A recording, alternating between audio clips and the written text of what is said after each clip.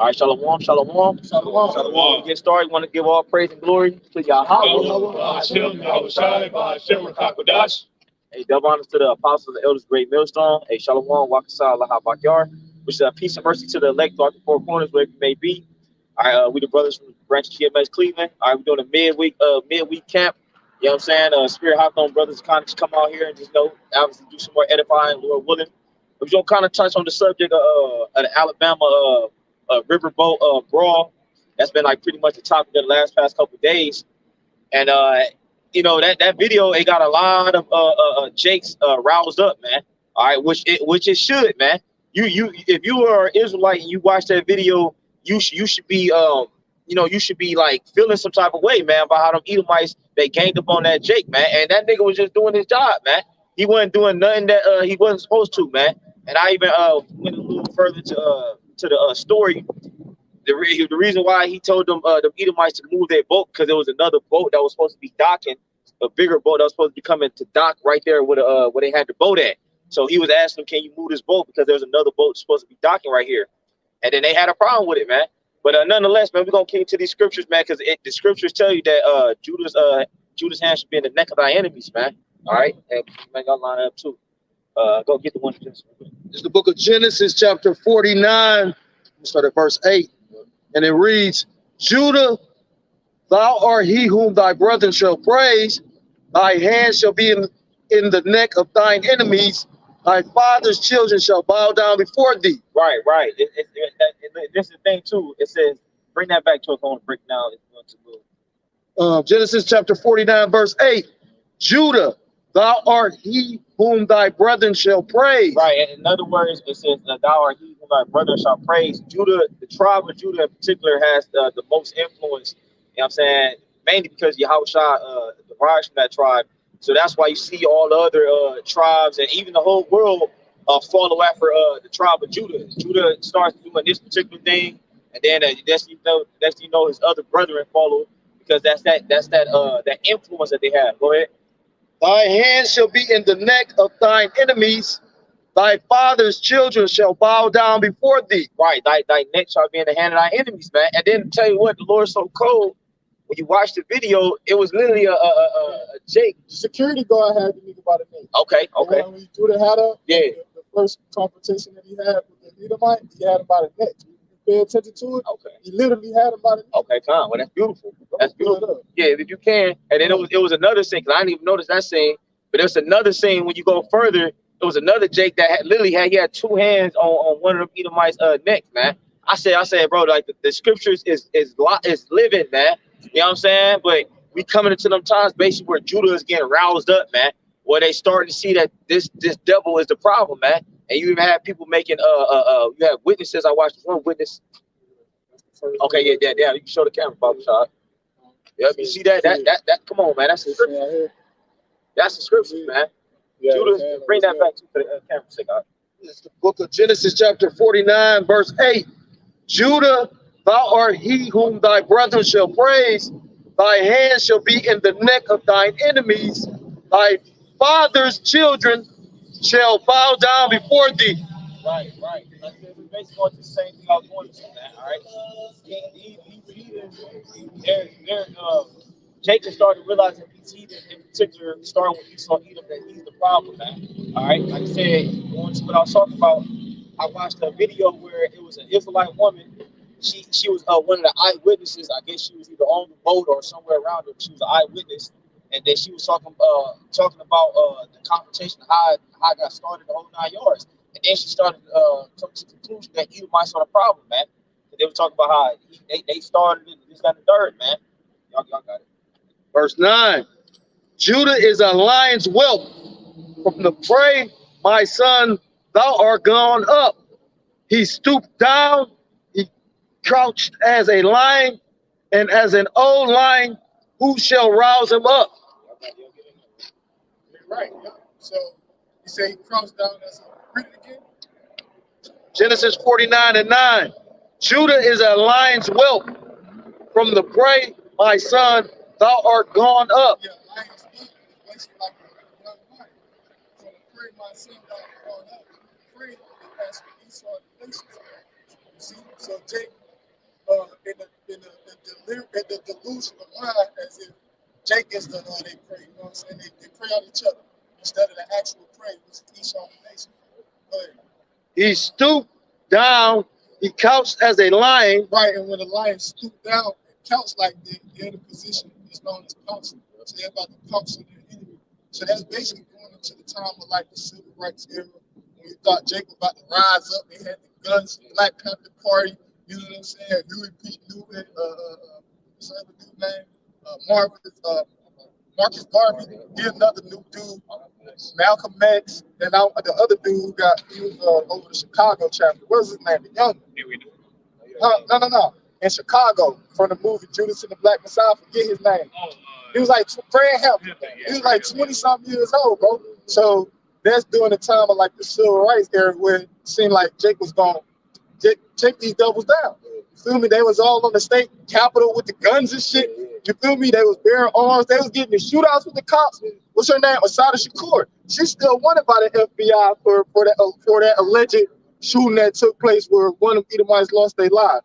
So that's when, you know, it seemed like Jake was gone pounce on their ass, right? But It says he couched as a lion, and as an old lion, who shall rouse him up? Right, yeah, see, Jake done got comfortable, man. That's what it is. He's comfortable behind enemy lines. And when you go into the word rouse, another word for rouse is like to call together. You know what I'm saying? The scriptures say that, Zephaniah 2:1. Gather together. Because ultimately, that's what's going to happen with the Israelites, man. Started with the elect, you see? But even 2/3, they going to gather together on some level. You see? Because they going to have a common enemy, man. And they going to put all their differences aside. It's going to come to that, man. You see? And that's like I say, that's what's rousing Jake up now is these Tamir Rice situations. What's the other dude in Minnesota? The other day. George Floyd. You know, even back to Emmett Till and all that, man. Orlando Castile, that dude, Emmett Till, Tamir Rice. You see? And they seeing the wickedness in the things that they're doing and not paying back, getting paid back for it, man. You know? Matter of fact, I'm sure can you, one of y'all grab James 5 and either 6 or 8. James 5, it said, without resisting. Yeah. 5 and 6. Right, because when you look at it, I know y'all still got appreciate too. I got it. Because when you look at Jake, bro, Jake ain't really doing nothing to nobody. Yeah, really, Jake is doing more things to themselves because of the curses rather to the heathens. So when you look at it, Jake ain't really caused no real harm to the heathens, bro. So every time shit happens, it's always because the heathens start with things with Jake. Because regular Jake in a regular state of mind, they peaceful. Like when you really look at Jake, even niggas, bro. Niggas when they go out, they ain't really doing it. They trying to have a good time and chill, relax. It's these heathens, bro. Them Edomites, they get drunk and they get to talking shit and knocking things over and being belligerent and all that other madness. Jake, chill, bro. You got that? James chapter 5, verse 6. You have condemned and killed the just. Right. It says you have condemned and killed the just, man. Go ahead. And he doth not resist. Bro, it said he doth not resist thee, man. Jake ain't caused no harm to you, man. And then every time when you Edomites and you cops and you do start to get on Jake, and you tell Jake to put the hands up and all that. Jake put the hands up, then y'all still beat his ass. So it say he don't resist thee, man. Jake ain't causing no problems with y'all, man. Well, Mike Brown's a prime example of that. Jake, I forget what state in particular. I forget what state Shalaki, that was a minute ago. But Mike Brown here, prime example. When you go into the like the testimony of mainly his friend that was with him. The one dude ran for his life and shit. He said his hands was up when the dude blasted him. You know what I mean? He was turned around this way because the majority of the time that's a command that the police gives you. You feel it? They say turn around, put your hand, walk towards me, walk towards me. So the autopsy results say he got shot in the back like a lot of times, bro, the back of his head and everything. You see? When they come and pull Jake over, or when they arrest Jake, they pounce on him the same way they pounce on that security guard. That's how they pounce on Jake when they go to arrest him. 5, 6, 7, 8 of them. So now that's coming on you. Well, this last earlier this year, last year, the dude in Akron, I always hear the brother speaking about the one, the 100 shots. And we talking about the one with the girl and the dude in the car when the car backfired. That's another dude, him too. But I'm talking about at Cleveland. I'm talking about Michelle. Y'all think? Yeah, he's clean. Yeah, it was a documentary called 100 Shots, man. So they're just several examples, man. And he stood on, he got on top of the car, he stood on the hood and Never lost a job. after they already did that shot like dozens, scores. You know what I'm saying? I got appreciate. And that's a prime example. Like this nigga, he ain't got no mercy, man. Right. Like even when he in the midst of like so-called like a justified kill, Right. you see how he does it. Right. It's without mercy, nigga. Why you gotta shoot him? He already good. Man. Right, bro. Why you even gotta kill him? Why you just can't shoot him in the leg? Take him to jail. Why you gotta kill him? Because you know why? Because they don't. That's not what they train police officers do. Right. They train to kill. You know what I'm saying? They shoot what? When they go to target practice, they got something known as center mass. You feel me? So in this general area where you can hit the most vital organs, to cause maximum damage. It's called what is it? Center mass. So they aiming for the center mass or they aiming for your head. They not aiming for no leg shots and none of that shit. They aiming to kill. These Edomites, they got something known as killology.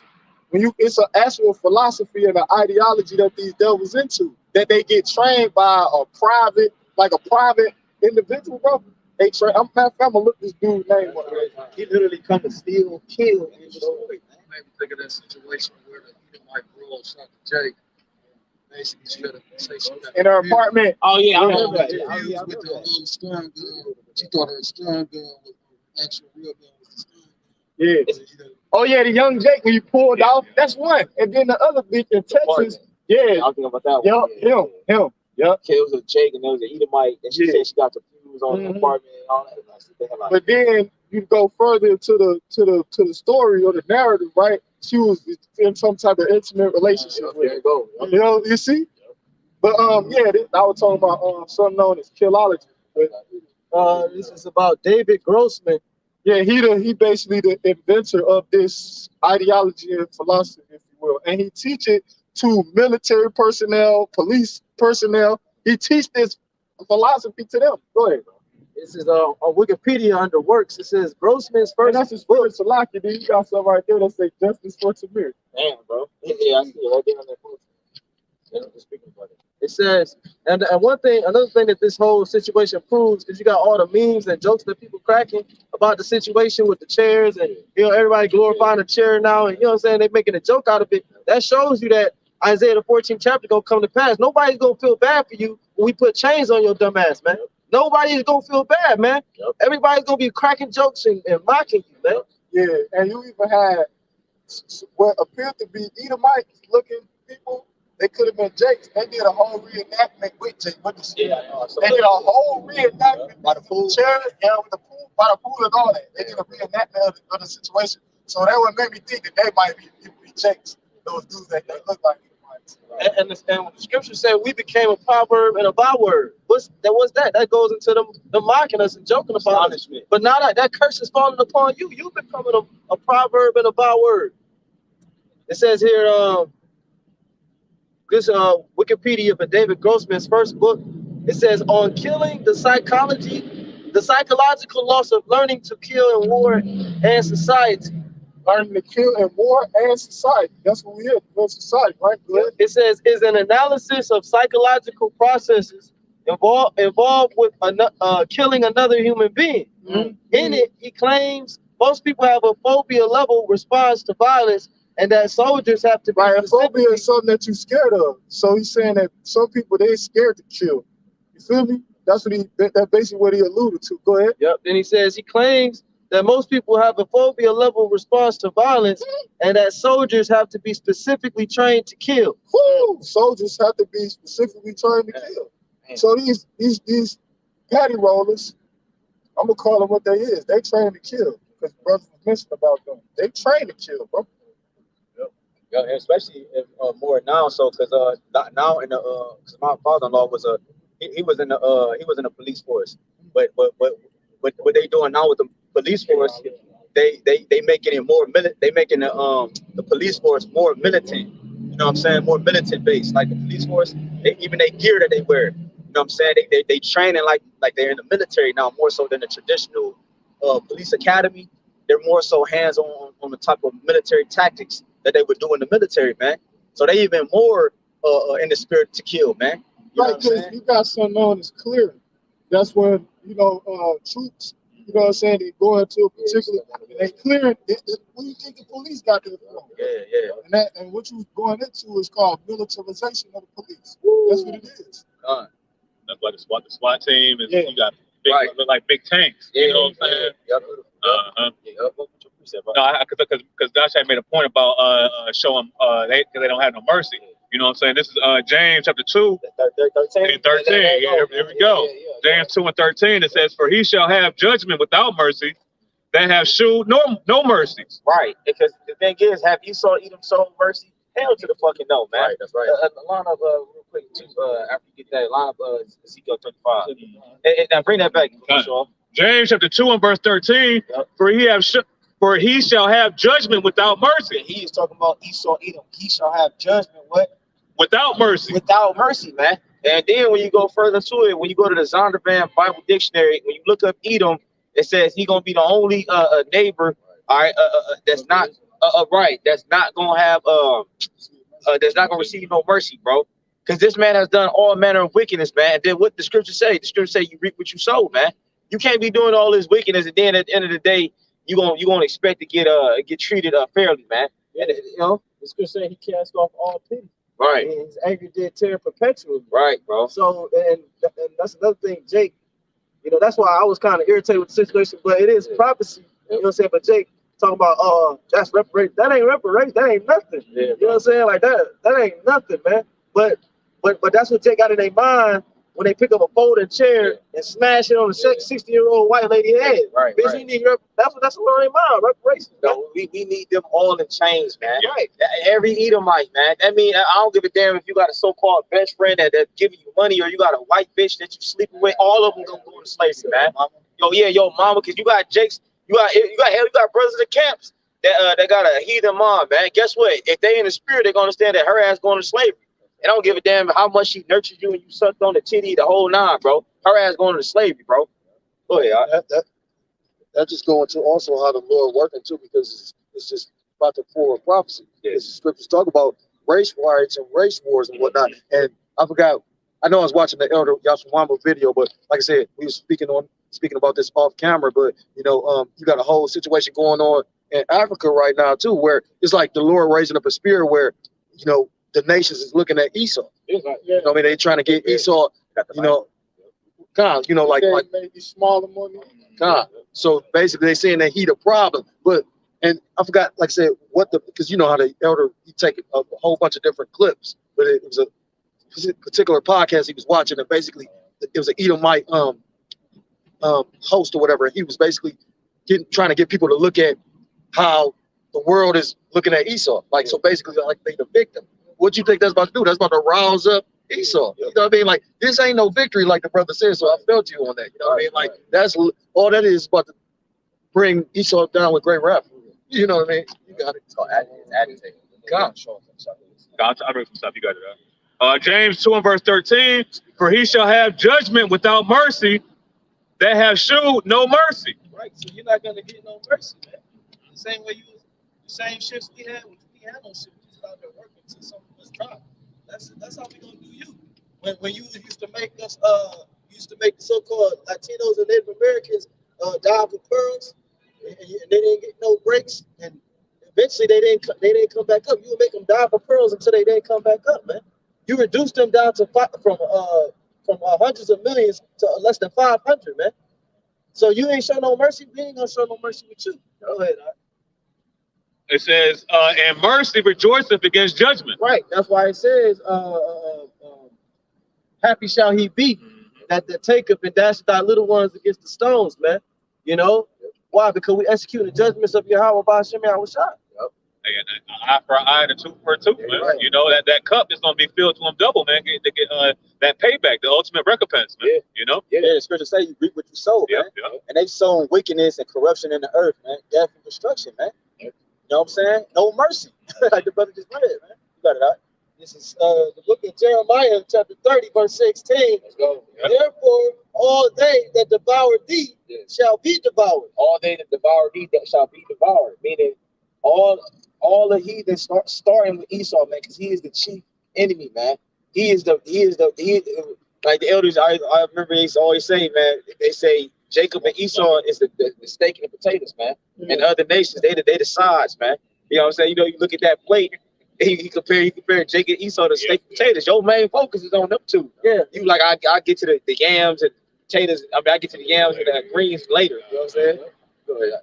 Yeah, that's it. It says, Jeremiah 30:16, therefore all they that devour thee shall be devoured, and all thy adversaries, every one of them shall go into captivity. And every one of them, man. That like I said, that means everybody from Edom, Esau, Edom, from Ham, from Moab, Japheth, all of them heathens, man, they going into captivity, man, because you're saying what one of them have not had a partner, you know what I'm saying? Get that Bible shot, bro. Psalms 83. You get that, bro. The book of Psalms 83 is the proof. It lists all the enemies of the Heavenly Father in Israel, and it starts with Edom, man. Yep. Okay? Yep. And number 2 is the Israelites. Yep. It goes into Amalek, Yep. Moab, Ammon, the Chinese, the Japanese. Yep. You know? Oh, you got some more now. Yeah, right. Yeah, you're right. Continue reading. It says, every one of them shall go into captivity, and they that spoil thee shall be a spoil, and all that prey upon thee will I give for a prey. So that's what you call justice. Okay? That's what you call reparations, because the word reparations come from, I believe it's Latin reparare, but it means to restore to the first estate, man. So we gonna put you back to your first estate, which is the state of a servant, okay? And we're gonna be over you as your rulers. This is first. Oh, it's like this is First Maccabees 2:10. What nation have not had a part in her kingdom and gotten of her spoils? Yeah, Khan, because I forgot why you what made you pull this precept, but Right now, bring that back. I reason why I quoted that because the brother he quoted the song Psalms 83. yeah, it's right. That's right. Get that. Yep. Yeah, because I want to line back up that. It says First Maccabees 2:10 says, what nation have not had a part in her kingdom, right? And gotten of her spoils. Right, because when you look through the history, when you do enough digging, especially when you go through the book of Judges and the book of Joshua, like you would see that all the heathens they had a hand in it, man. Even because brothers were going through the destruction of the temple, all right, the destruction of the first temple, all right.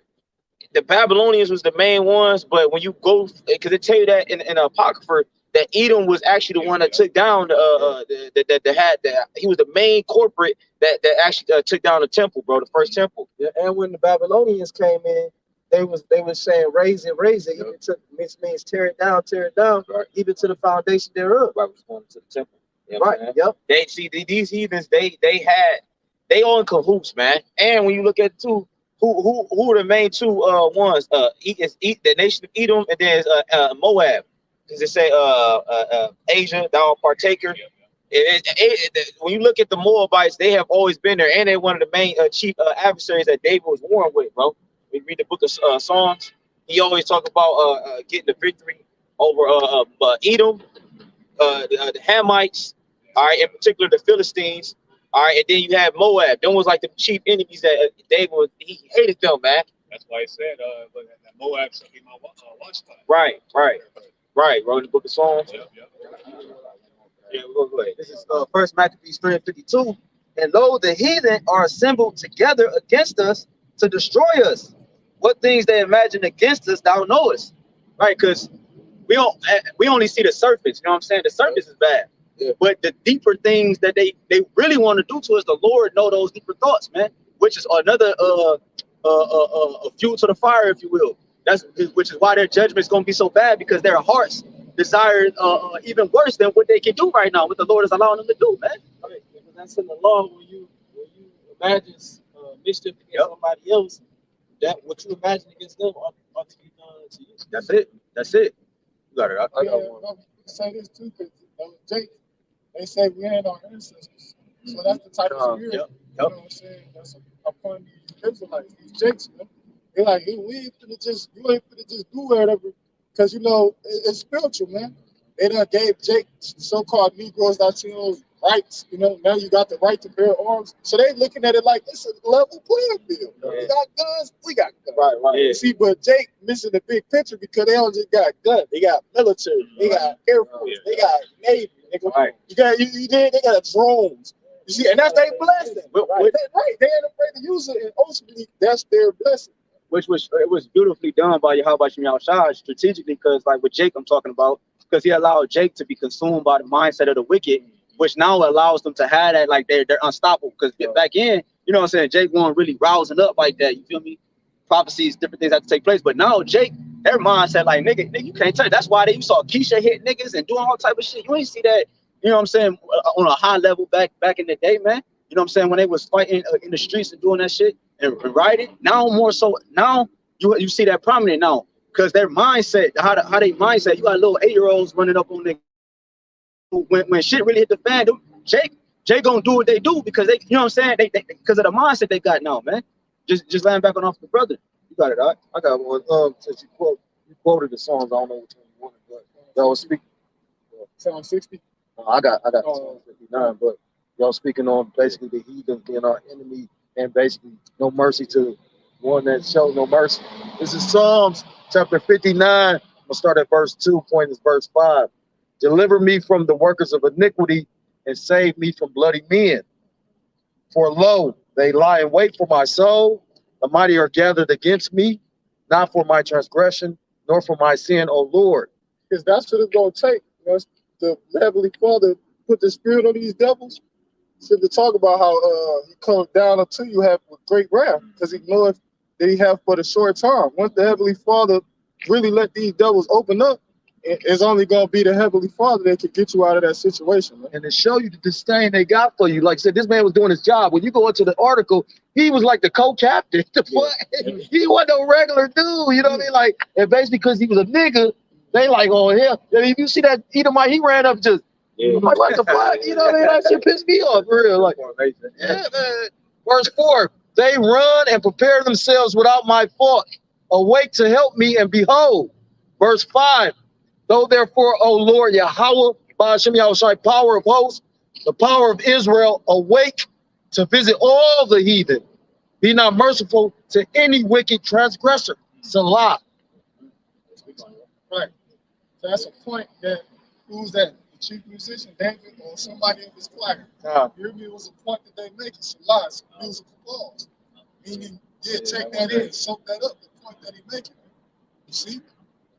I want to check through some try after I finish. Give me the This is Isaiah chapter 33 and verse 1. It says, woe to thee that spoilest, and thou was not spoiled, and dealest treacherously, and they dealt not treacherously with thee. When thou shalt cease to spoil, thou shalt be spoiled. And when thou shalt make an end to deal treacherously, they shall deal treacherously with thee. And that's just Esau pouring out this wickedness, and that same recompense come upon his own head, man. You know, because he spoiled not only the Israelites, but the whole entire world, man. Yeah. You know, and now the entire world. That's why the brother had mentioned, paraphrased Obadiah. You know, but they are greatly despised, man, among the heathen. Everybody's getting tired of this damn cave piece, man. Yeah, yeah. You know, and you got it. You got it. Yeah, kind. Yeah, kind. And like the brother Yahweh said, man, they have that innate spirit in them that it don't matter how high Jake get or how low these goddamn cave devils get, they still think they're better than us, man. Yeah. You know? Genesis 25, 27. Kind. Yeah, I got it. But it said, two manner people shall be separated from thy body, man. We still in an unnatural environment because you want to have a melting pot, man. You know what I'm saying? The nation's not supposed to be packed in like this, co-mingling, man. You know? And that just brings more attention. Yep. And the Lord laid a snare for you because what comes with your wickedness, is the various philosophies. That's we push the image of the beast. But what comes with those various philosophies is division. the people really passionate about that wickedness that you're pushing, and that further divides people, man. Done. Genesis 25 and verse 23. I'm gonna just get to the point. It says, "And the Lord said unto her, two nations are in thy womb, and two manner of people shall be separated from thy bowels." Right. So the closest thing to Jacob is Esau, man. You know, but he's the left hand person. You know. It's like if you had twins, you got one normal one, and you got another one that's bugged the hell out. You know what I'm saying? Like this brother put me on the Game of Thrones, bro. You know, yeah. His brother, Kingslayer. But I'm talking about Joffrey. That nigga was bugged out, man. When I see that nigga, I think of NCO. Bro, you ain't lying. Like that nigga just bud to see, like, he was a wicked ass king, bro. That nigga took the throne at a young age. Yep. So he was just having his way with everything. Like, just that nigga was a bloody king. Good. That just shows you the mindset, man. And when the wicked get into rulership, like so is the people. Like it says in Sirach 10. That's the spirit that you mentioned Game of Thrones, because when you watch the series, you see you had wicked fucking rulers, and you had, it wasn't just Joffrey. You got to remember the Targaryen, the one, Mad King. right? Like the Mad King, he was fucked up too. So it's like it was just showing you how you got wicked in rule, and when you got the righteous in rule, you got it up. I'll finish it up. Genesis 25, verse 23, "And the Lord said unto her, two nations are in thy womb, and two manner of people shall be separated from thy bowels. And the one people shall be stronger than the other people." And that's us. We stronger than you, man. You know, we're stronger than you. And every time we get into a fair fight with Edomites, we end up whooping your ass. And that's why it's like, I don't see why people so amazed and marveled at the fact that Jacob served. That's the spirit. You're not saying black don't crack. I mean, when you look at it, like you said, when we start with Genesis 49, who's gonna rouse them up? Like when they did that, you see Jake, they try to jump on the boat and try. Then they ain't want no smoke. Jake wanted to get off the boat. You know what I'm saying? Pull their ass off that boat. You got it. So the Lord is definitely reversing the curse, because it tells you that one shall flee from one shall put 1,000 to flight. You know what I'm saying? And you had us in that position when we was on the plantations, man. You know what I'm saying? You had us to where one or two Edomites will have a whole, gang of Jake shook. But not that spirit is gone. And actually, Esau is the minority. You know what I'm saying? But what does he do? He puts himself in the seat as God. So now everybody just fears him. The sparrow Edomites walking around, everybody afraid of him, man. You know? Yeah, that's because his word is out too. That's why. Yeah. That's the spirit of the Lord for sure. Like brothers just mentioned, man, because the word being pushed forth, you know what I'm saying, it's been promoted. You know what I'm saying? That masculine, that royal type of spirit. Jake know what's up. Yeah, we started with the elders and apostles, the great millstone, and their elders. We've been telling you that this man is the devil. We've been on the street corners at the top of our lungs telling you this man is the devil, and now it's catching on. The truth is catching on. You see, so you ain't got to give the prophets credit, but we already know where this spirit is coming from. Yeah, if I could land back on from Aya, because we mentioned the royal vibration is being pushed, because the word upholds that royal vibration, and now Jake is catching a hold of like some formation of the word, as if you will. You know what I'm saying? So it's putting them in a low level of a king, though. That's what the word do, is bring you together. Exactly. And then they realize, I'm like, damn, nigga, like I'm a servant in a sense. So they like, hold on, we you know what I'm saying? Like somebody got to be the king and somebody got to be the servant. So now when Esau is coming with that bullshit, you know what I'm saying? They looking at themselves like with authority. So now they combating the nigga shit, which is why if I can't grab this quick one, this is 2 Ezra 13 and 31. And one.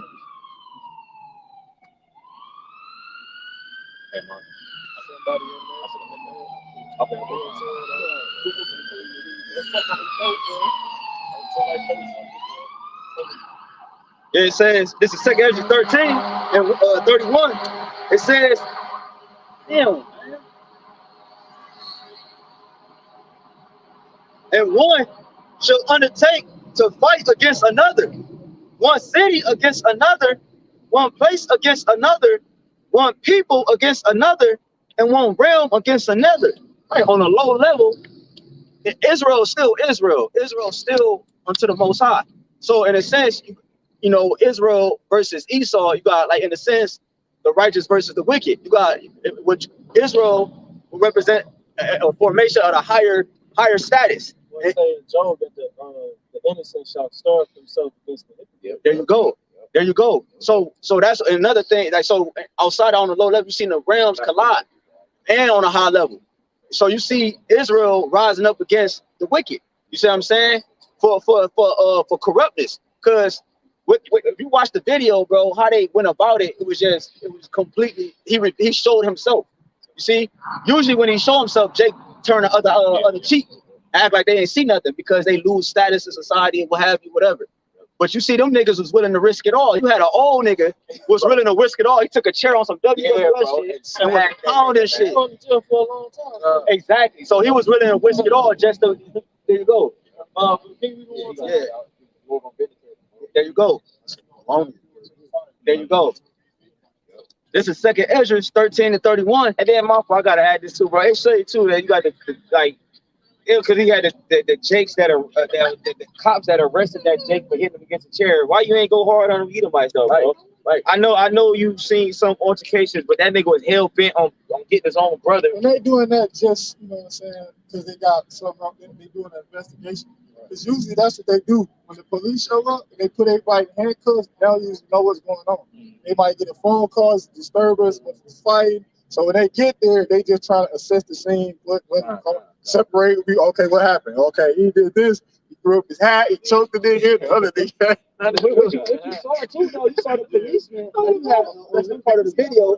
You have policemen actually just sitting there watching the Jake, you know what I'm saying, beat up the Edomite. That's why I was like, let's go, because on their chest they said police. Right. And then they say security, it said police. Right. So they actually was watching this still further on. Yeah, you know what I'm saying? So what was the need to, I mean, I know if they look at it as a deadly weapon, but so is my hand. Right. I can still kill a nigga with a punch. So what's the difference between a chair and a punch? And it show you that, you know what I'm saying, what you were saying about like why would the access force on this nigga versus how it was like that. Exactly. Like I can add, you know what I mean? Like at the end of the day, they gonna look at it like that's a weapon. You know what I'm saying? Like at the end of the day. So you know, but for what I read, they were saying that basically the Jake that used the chair, they haven't found him. Like I know they saying they put out they put out warrant arrests for like all the Edomites. I think one of them turned himself in. The other one's talking about they turned themselves in. But the Jake that you're looking for the Jake that used the chair. So you know what I'm saying? Like so like and ain't nobody gonna tell them because that's the thing we've been dealing with the police. They do an investigation. The more concrete evidence they have, but I just read it was like basically they think somebody who know him by his family, you can put a picture up of that nigga. You can his family. But the spirit that's on Jake, they all on one accord. I ain't about to get. I bet they don't give a fuck. Even if they go reward or whatever, they ain't gonna get at Jake up. Right, bro. Because they all felt that same way at that moment, bro. Yeah, he did. They all wanted to get chairs. Hell yeah. To be completely honest. Bro, when you're in the heat of the moment, bro, the only thing that matters is like whatever calls you down for. You see some shit pop up, you like, man, I'm standing on this, man. Get that real quick, and then I know you still got that over there. Job 17, verse 8. Yeah. Upright men shall be astonished at this. Yep.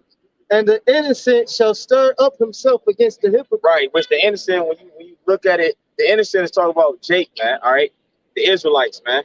All right, because the Lord looks at as Israel that well, in particular, I'm gonna say in particular the elect. Exactly. You know what I'm saying? He looked at them as being pure, innocent. You know what I'm saying? Undefiled. But still, even like Jake, they still Israelites though. So the Lord, like, bro, the Lord will put that spirit upon what Jake to just eventually come up, man. Yeah. Is they gonna rise themselves up against the hypocrite, man? Right. That's why we read Genesis 25 because there's a natural friction between us. We're supposed to be separated from our vows, but Esau pursues. The reason why we're so close because Esau said he will constantly pursue his brother Jacob.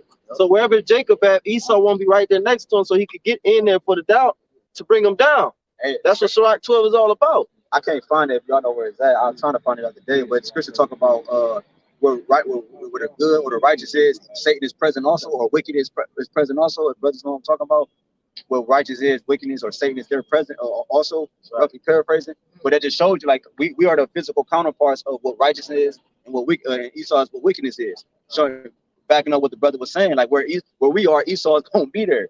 You know what I'm saying? You had said something along those lines. That's because he's a representation of the spiritual demon Satan.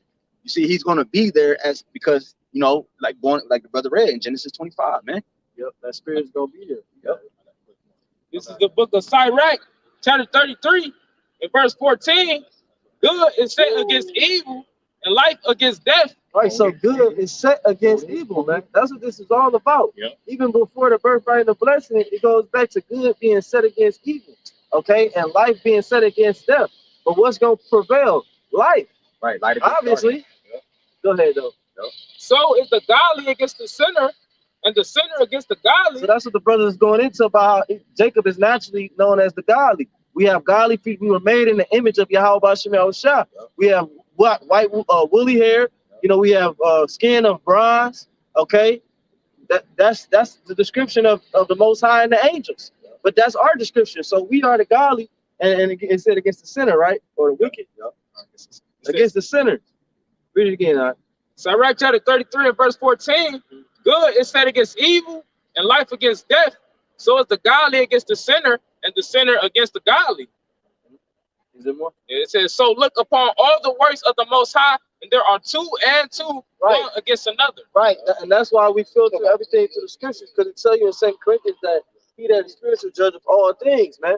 Okay, so he said, look upon all the works of the Most High, I mean, and judge these matters, okay, that you see, okay, and see that there are two and two, one against another, left and right, up and down, night and day, okay, happy, sad, war, peace, okay, and good is set against evil. Esau is set against Jacob. That's the main two in this story, like you said earlier. Oh, so I can speak. That's why I said in Genesis 27 about after Isaac's passing that then shall Esau slay his brother Jacob. Right. You know what I'm saying? So this is all still playing out today, man. Right. You know? Since you said that, I wanted to get that. I call it Genesis 4. All right. It's Genesis 4 and verse 4. It says, verse 3. Genesis 4, verse 3. You start to talk. Okay, this is Genesis chapter 4, verse 1. Yeah, because now we starting to dive into the history about why that conversation even took place. Because a lot of that, like, cause you gotta think about it, bro. Why did that Edomite even attack him in the first place? What was that Jake doing wrong? He was doing his job, right?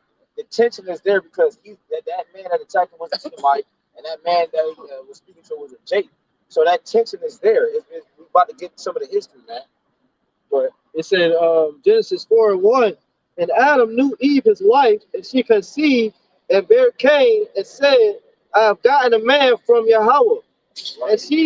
And she again bare his brother Abel, and he was a keeper of sheep. Right, go ahead. But Cain was a tiller of the ground. Right, now it's giving you like basically like the background of you know, we ain't gonna go through the whole history behind it, but when you trace these particular bloodlines, you're gonna see that one particular nation that's on this face of the earth right now, walking around calling themselves white people, they descend from this man Cain, all right? And then the other group of people known as so-called Negroes, that Native Americans, they descend from Abel when you trace the bloodline, man. All right, now go ahead.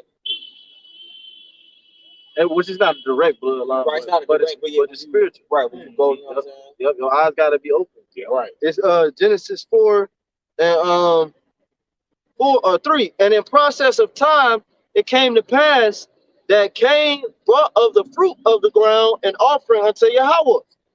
Right. And Abel, he also brought of the firstlings of his flock and of the fat thereof. And Yahawah have respect unto Abel and to his offering. Keep going, cause like, and then too, another thing too, like these two people came back as Jacob and Esau. Right. That's why I said before when you trace the bloodline, but it's a spiritual thing. You gotta have the eyes to see and the ears to hear. You know what I'm saying?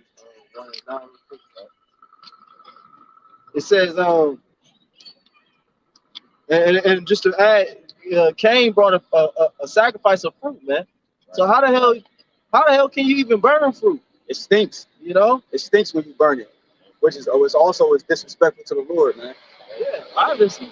Yeah, the Lord deal with sweet saints. There you go. And then she was talking about everything that Hebrews, everything that basically needs to be blood. It needs to be blood in it. So Yeah. Nah. You know what I'm saying? That's the only way a covenant is made, through blood. Right. So how he tried to he wasn't gonna get the covenant back then. But that shows you that it was never set up for you in the spirit. Yeah, this is Ecclesiastes 1:9. It says, the thing that have been, it is that which shall be, and that which is done is that which shall be done, and there is no new thing under the sun. Right. So that which was done was Cain and Abel, back in Genesis 4. But the Lord said He's gonna bring that back, because Most High required that which is past, and He brought back Esau and Jacob to continue the trilogy, the next episode of Cain and Abel, so to speak, in the spirit. Right. This is Genesis 4. If I can add, like the elder said, he said he had made a good point. He was like, because at first when Cain and Abel had their little situation, when Jacob and Esau came back, this time Jacob, through the spirit, he was like, nigga, you ain't about to get over on me this time. So he supplanted him, man. You know, and that was a beautiful point, because that's how they're showing you that the spirit, how the spiritual realm works. You see, because Jacob, he didn't have Esau do what he did when he was Cain. You know what I'm saying? This time he supplanted him, and now Esau, he mad that he couldn't get over on him again, man. Go ahead. All right. It's Genesis 4 and 5. But unto Cain and to his offering he had not respect, and Cain was very wroth, and his countenance fell. And Yahweh said unto Cain, why art thou wroth, and why is thy countenance fallen? If thou do well, shalt thou not be accepted? And if thou doest not well, sin lieth at the door, and unto thee shall be his desire, and thou shalt rule over him. Right. So it's basically going through some of the history, man. All right. And you had these same conflicts that transpired even before Jacob and Esau, which I may mention. That's them coming back in the reincarnation. And when you look at the story of Jacob and Esau, they had the same confrontation, man. They had the same altercations, man. One particular person, soul hated the other person, man. And then the scriptures tell you in the Gospels, it says why? Because it's get that First John back. So I don't want to butcher it. Yeah, because it says his brother's deeds were basically good. Right. So you gotta see, man, like Esau, he really hate Jake. You know what I'm saying? I ain't gonna say for no reason, because it is for a reason. He hate him because of the birthright. Yeah. But shit, like, nigga, you gotta hate yourself, dude, because you the one that's being wicked. You starting shit, man. You know what I'm saying?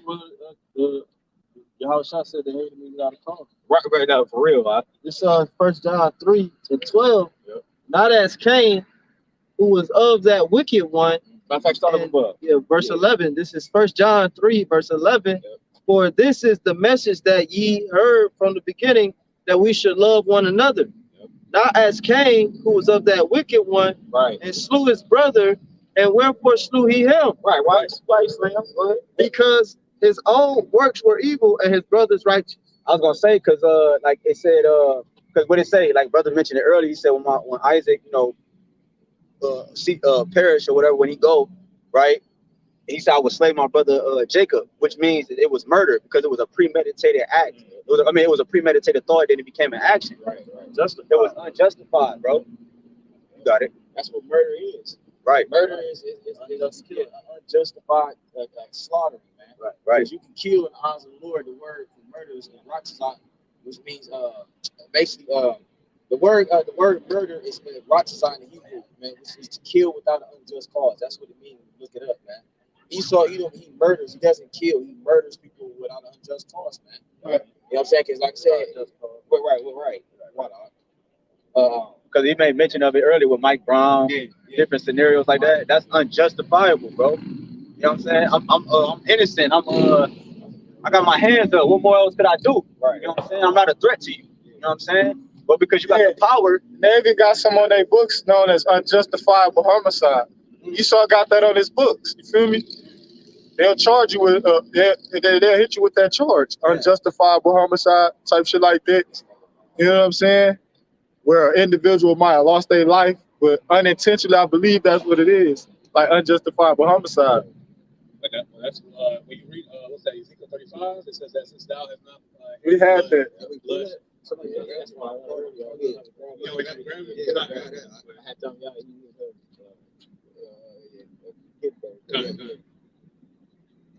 Ezekiel 35 and verse 5 or verse 4. It says, because thou hast had a perpetual hatred and has shed the blood of the children of Israel by the force of the sword in the time of their calamity, in the time that that their iniquity had an end. Right. So perpetual means never ending. You know. So when was the last time that Esau was good to you so-called niggas Latinos, Native Americans, man? What year in history was there good rapport between so-called niggas Latinos, the Israelites, and the Edomites, man? Continuing on, in verse 6, it says, therefore, as I live, saith the Lord power, I will prepare thee unto blood, and blood shall pursue thee. So the Lord is preparing these Edomites to have their blood shed, you know? And I'll say too, people was saying that it could have been a psyop or whatever, but whether it was a psyop or not, it was still prophecy. Right. It's still a foreshadowing of the things to come. Right. See, that's the thing too. Like us being on the right hand side, we understand the dynamic of the Lord's hand. Right. Right. So you can have somebody say, "Oh, it might be a psyop." Okay, either way, it's still the Lord. And then it still produced real results. Exactly. That was a real fight. That was real shit going on. You know what I'm saying? Whether it was staged or not, it produced real results. All right, bro. And the thing is, the Lord controls both sides of the spectrum. Right. So the Lord put the spirit on them to even play that out, so it don't even matter, bro. Yeah, bro. All right, you got brother go. Finish it up. Come. It says, since thou hast not hated blood, even blood shall pursue thee. Since you ain't hating blood, blood's gonna pursue you, man. Because you gotta understand, man. Like you can't be an individual on this earth that's just constantly shedding blood. That's it. And then nothing happens back to you, man. You gotta get recompense for what you're doing, bro. Yep. And they got an old saying that says that the chickens are coming home to roost, man. The chickens are coming home to roost, man. The payback. They had that old song too about stylistics. Payback. God. No, I was gonna say that's what was that? I was about to make a point. Slack it, bro. Yeah, you got it. 2 Thessalonians 1 verse 6. It says, seeing it is a righteous thing with God to recompense tribulation to them that trouble you. Right, who troubles us? He saw Edom and all the other heathen nations, man, who still oppress us to this day. All the nations that conspire with United Nations, WEF, EU, NATO, all of those nations, those are our enemies. And they conspire every day to set up a system and further a system that keeps us down and away from our God, YAHWASHI. Yep. It says in verse 7, and to you who are troubled, rest with us. Right. So it says, for you who are troubled, rest with us. If you tired of this man and this oppressive system, you're supposed to come to the comfort of the scriptures, man. The scriptures is called the comforter, literally, man. Because when you read these things, it's comforting to your soul to know that this ain't gonna be like this forever, bro. Yeah. That's a comforting thing to know that we gonna eventually get payback on this fucking devil, man. You know what I'm saying? You should be, man. If you're a Jake right now in 2023, man, you should be on edge, man.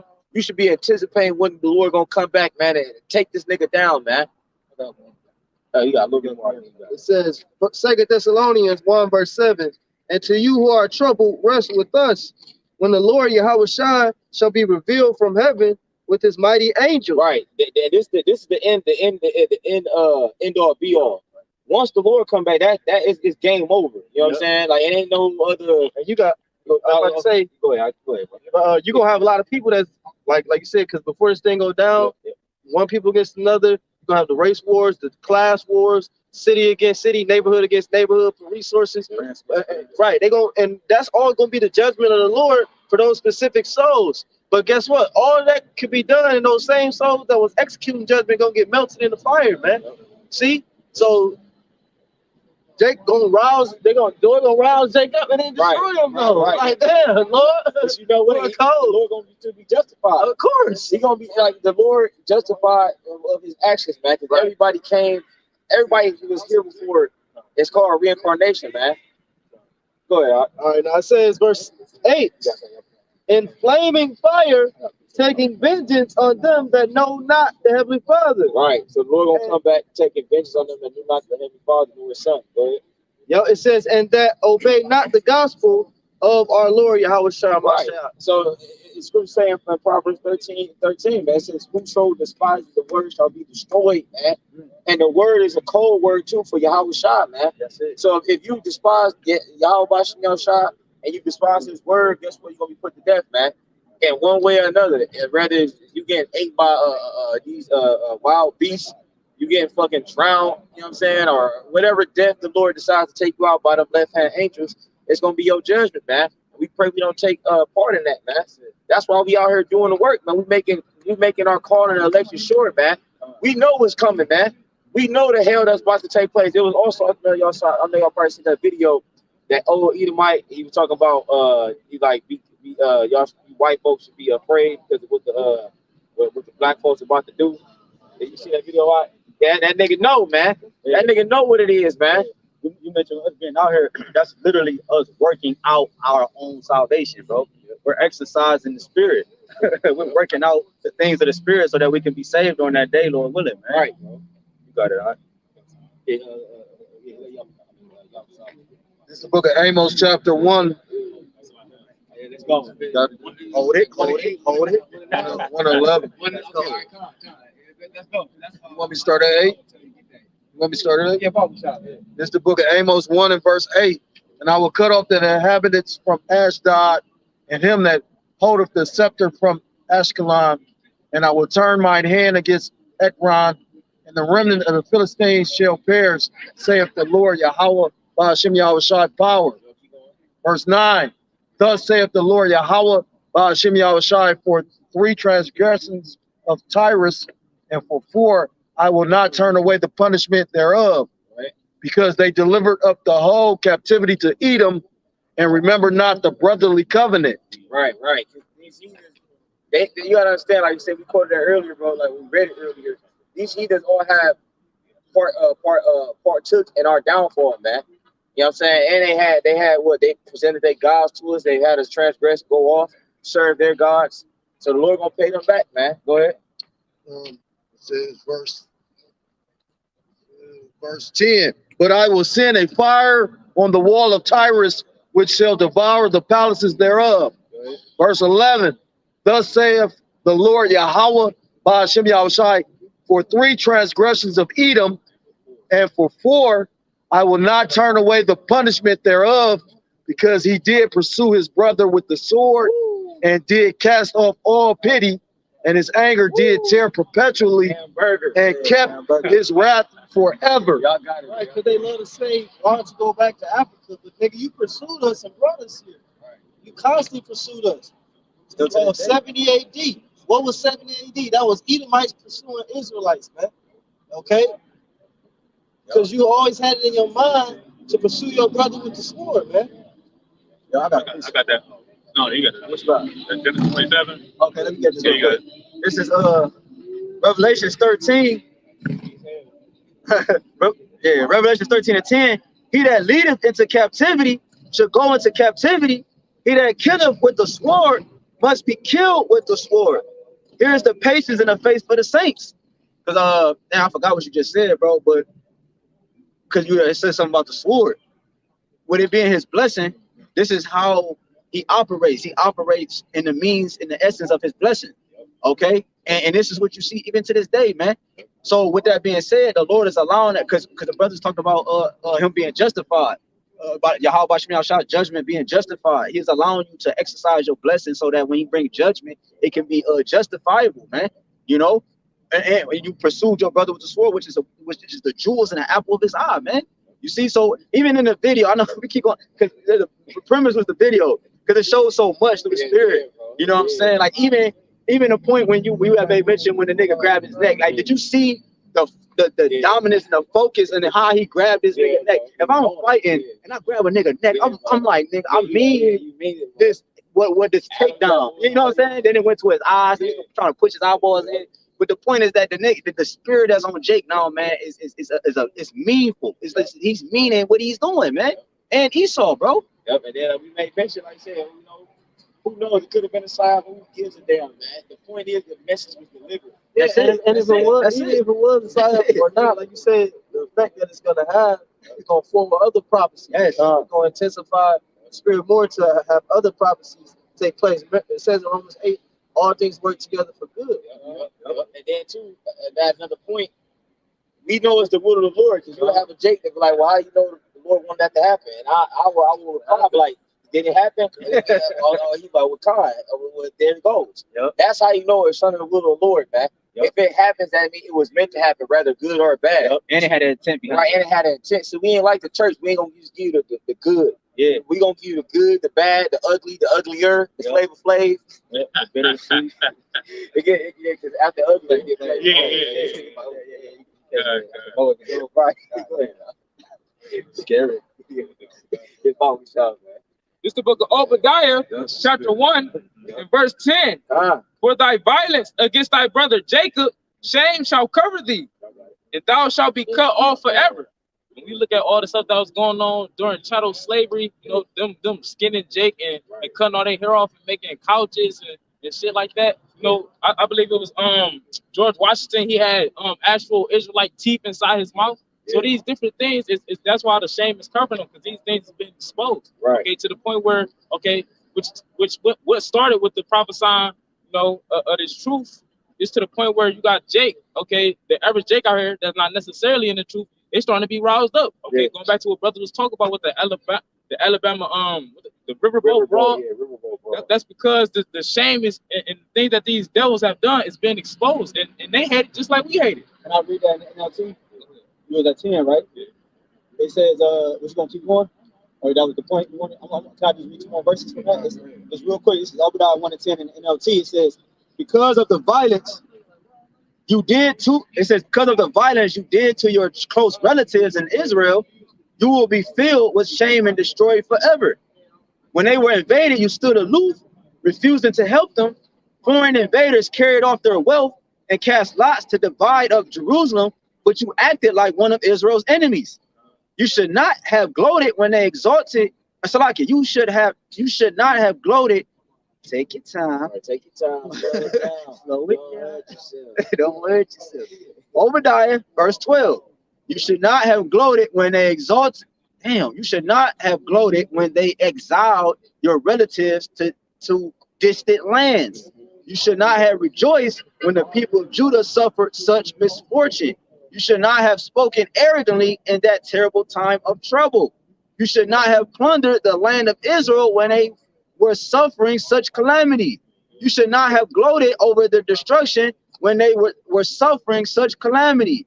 You should not have seized their wealth when they suffered, when they were suffering such calamity. And it goes on and on and on. You broke the brotherly covenant, man. So you are an enemy forever, man. Yeah, you got it. Just piggybacking off what you got. This Psalms 137. I'm gonna start at verse 7. It says, "Remember, O Lord, Yahawah, BAHASHAM, YAHAWASHI, the children of Edom." And that's our prayer every day, for the Lord to remember Edom, to remember what He done to the children of Israel, man. Like the plots and the popular persuasion and the sanctions and all these different things that He try to, everything He do on the earth is for Israel, like it's against Israel. Like he might put a sanction on a country, but it's directed toward Israel. Right. Like his whole mission is to destroy you, man. And the nigga so childish, he won't be direct. He won't be direct. But he's supposed to be the king and the God of the earth, but he won't be direct. You think in the kingdom we gonna be doing that? Hell no, man. We gonna be tiptoeing around and trying to. Well, it's deliberately for him, but I'm thinking on everything. Yeah. Like no, I'm gonna let you know what it is, bro. Tiptoeing, yeah, bro. Like that shit is childish and it's cowardly, bro. Yeah. You making you fucking up everybody else just to get to this one target. But you won't be direct with it because you're scared of the result it's gonna produce, man. Yep. But you think of Game of Thrones, because like how you had Ned Stark when he was in the north, when they all ruled their own land. They just was all up in subjection under the one king that ruled the 7 kingdoms. But you had Ned, basically, if something was done on his land in his kingdom, he would take you in front of the people and behead your ass like a king. You know what I'm saying? Yeah, right. But when he got basically to the King's Landing, where they was up under the king.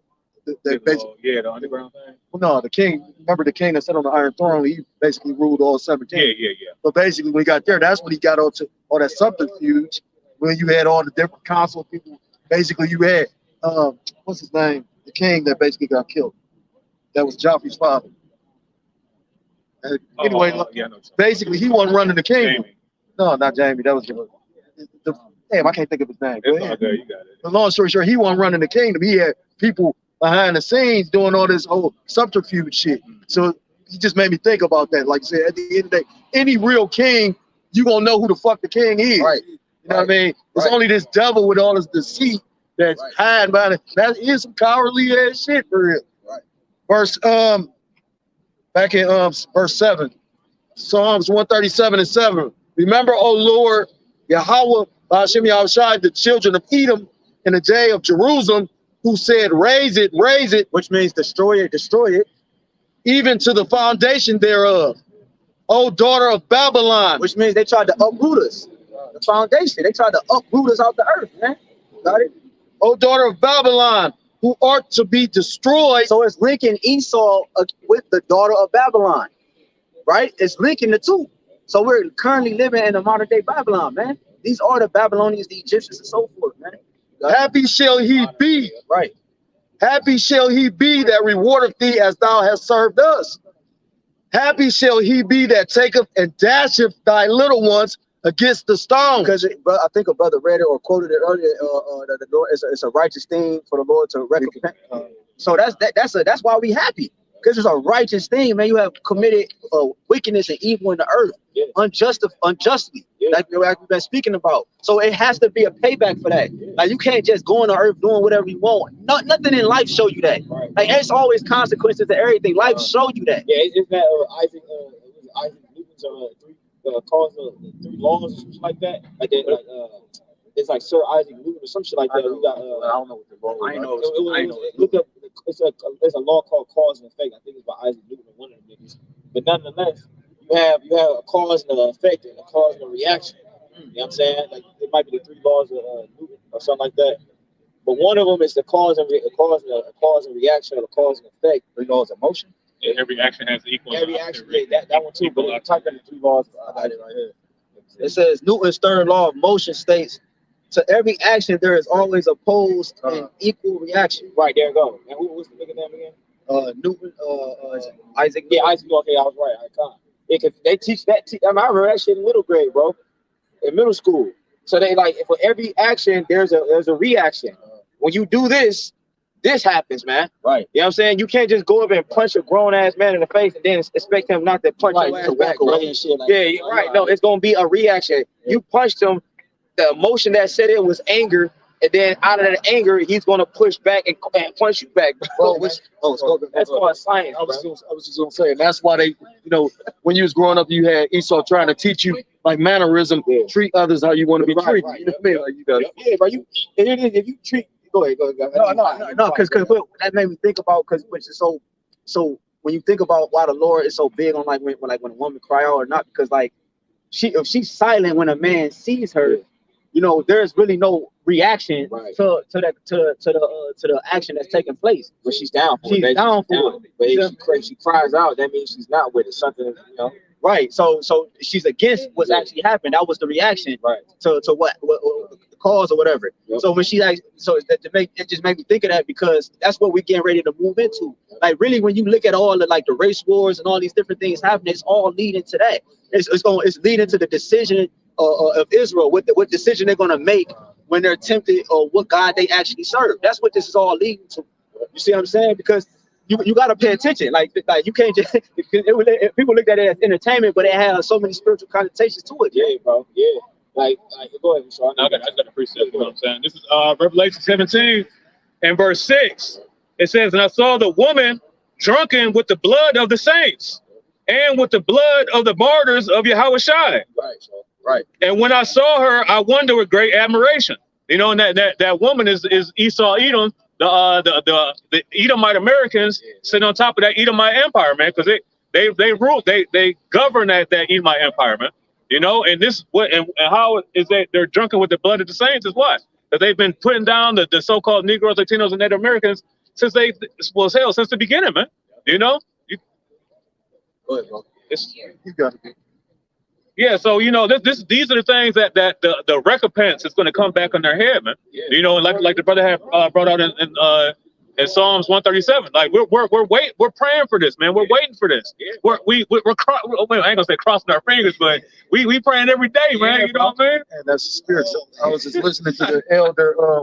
I think it was Elder Apostle Gabar in their last camp, but he was saying that the Lord is going to recompense them by the hands of his servants. Yeah, bro. Because the Lord said we is battle like you gotta understand, bro. That shit that took place at that brawl in Montgomery, Alabama. That's one of many situations that happens on a day-to-day basis. It's just some of the shit don't get caught on camera. There's always injustices done to Jake, man. I got one. Yes, it is. I got one. Then you made me think of something. That's basically like with how many slave revolts it was. Esau never gonna tell you how many actual slave revolts it was. He make it seem like it was a low number, but when you go into the history of that shit, like it was so many that like basically it was a multitude of them, put it like that. But like you said, at the end of the day, the Lord gonna use his people to actually, of course the HALALYAM, YAHAWASHI, but he's gonna use his people as well. This is the book of Micah, chapter 5. I'm gonna start at verse 7. The point is verse in at 9. It says, the remnant of Jacob shall be in the midst of many people as a dew from the Lord Yahawah, BAHASHAM YAHWASHI, as the showers upon the grass, that tarrieth not for man, nor waiteth for the sons of men. Verse. I would say, man, he ain't gonna be able to stop what the Lord is about to allow his elect to do. Because it said that tarrieth not. Meaning when something tarry, meaning it delays. It's moving slow.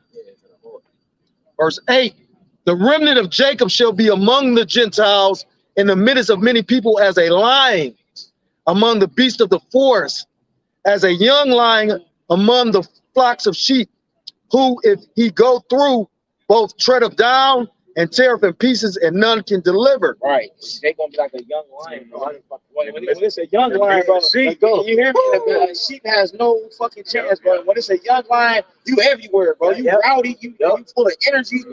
Jake, see, when we was talking about it earlier, we popped up. Jake was that old lion. The Lord will put his spirit on to be that young lion again, man. That hungry lion, bro. Because a lot of us, when we woke up, bro, you got brothers that woke up from the age of 12 all the way up to the 50s and 60s.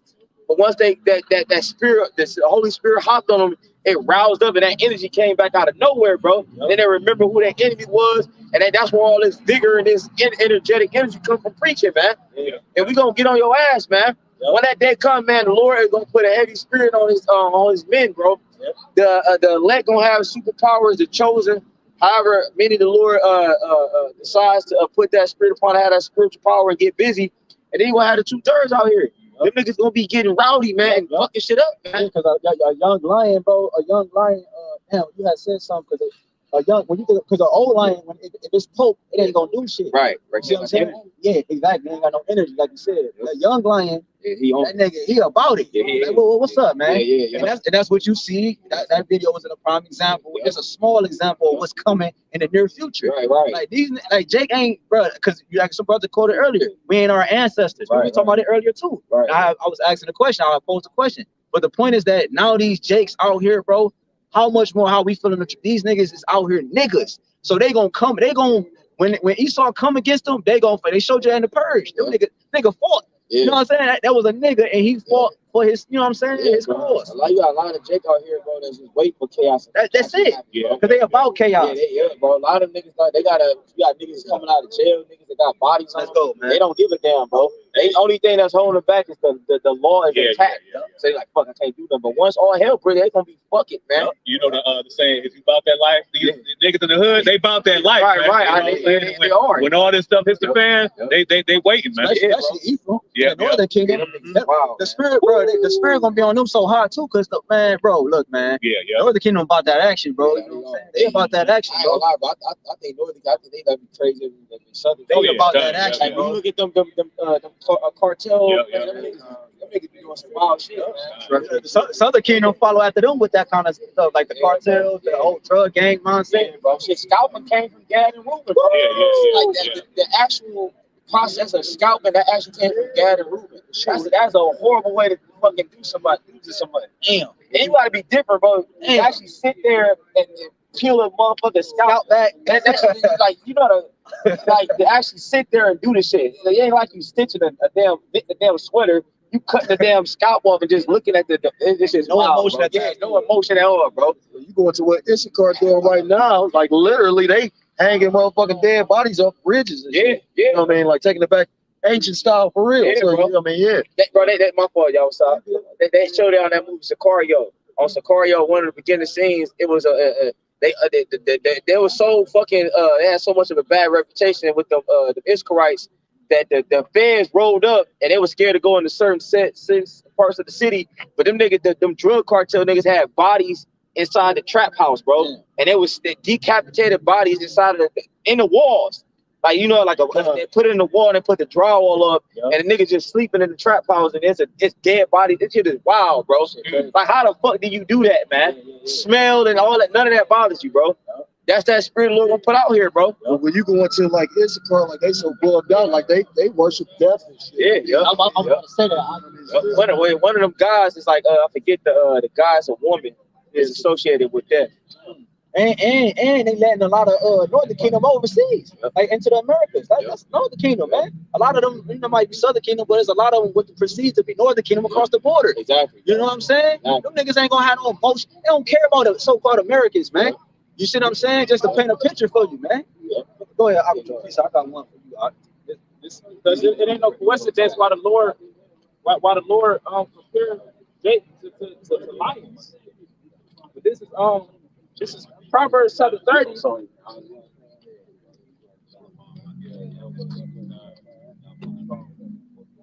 This is Proverbs chapter 30 and starting at verse 29. It says, there be three things which go well, yea, four are comely and going.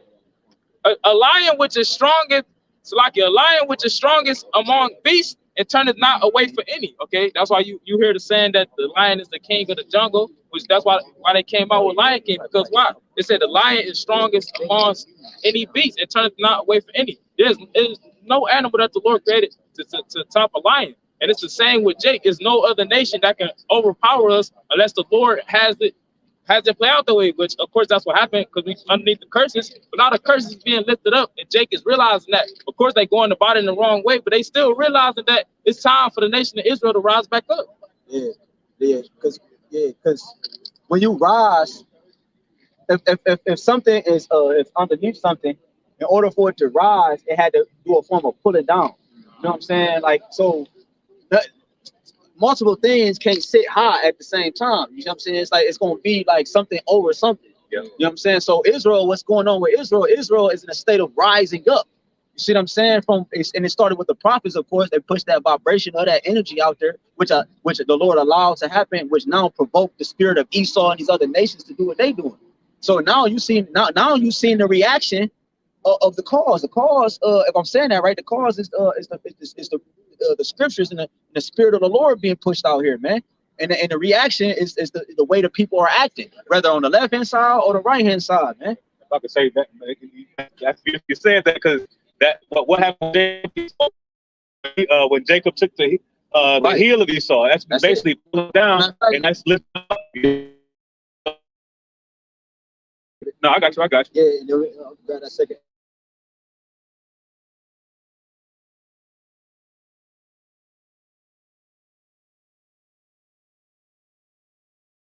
Isaiah chapter 19, starting at verse 16. In that day shall Egypt be like unto women, and it shall be afraid and fear because of the shaking of the hand of the Lord of hosts, which he shaketh over it.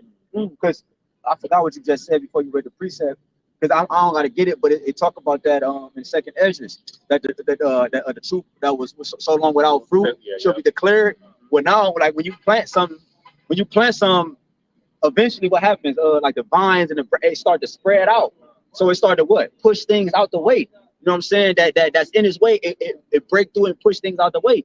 That's a metaphor of like how Israel is. Israel's extended. Like the wisdom has went out and it's been declared. That's the fruit. And it extended the essence of the Lord. And it's starting to push certain things out the way and bring things to the forefront. Some things that was underground might get pushed up. Like, damn, what the fuck? I didn't know that was there. But it's just because it was underground. Something that was planted, the roots and shit pushed it to the left and off the ground. And that's what's going on with Israel, man. Yep. You know, the Lord is right in the ship. Yeah, exactly. That's why it says in Isaiah 29, surely the turning of your things upside down shall be the same as the potter's clay. Yep. You know, all this, which is the turning of things upside down by Esau was just temporary, man. Yeah, it's everything being turned right side up. Everything's right side up right now, man. You know, or it's in the process of. There you go. Yep. You got it. Like I was gonna say, and that's what it's telling this place, because it said, "In that day shall Egypt be like unto women." You know, Egypt is modern. It's like America is modern day Egypt. That's why you got the pyramid on the back of the dollar bill. Okay, and it said like unto women, meaning this place is becoming afraid. Why? Because of the prophecies. Okay, and also because they figuring out that they have had the nation of Israel, okay, the children of the Most High, in captivity, going through hardcore bondage. They have turned us into a byword. Scripture tell you how we became a shaking of the head among the people. So they done look down on us, and now they figuring out that we rising up. They tell you in Ezekiel 37, you know, they that saw them it's like were afraid because they saw the exceeding great army. So this place is becoming afraid. Oh, that's another point. Since the brother mentioned Ezekiel 37, said they stood on their feet. Like, she did, right? Quoting up scripture to the brother. So we that's us standing on our feet is another example of us rising up. See what I'm saying? Is up rising. Because, bro, like when you constantly beat something, it's like, bro, I mean, we already low. You can't get no lower. The only way to go is what? Up. So that's what happened by the Spirit of the Lord kicking off into Israel. You feel me?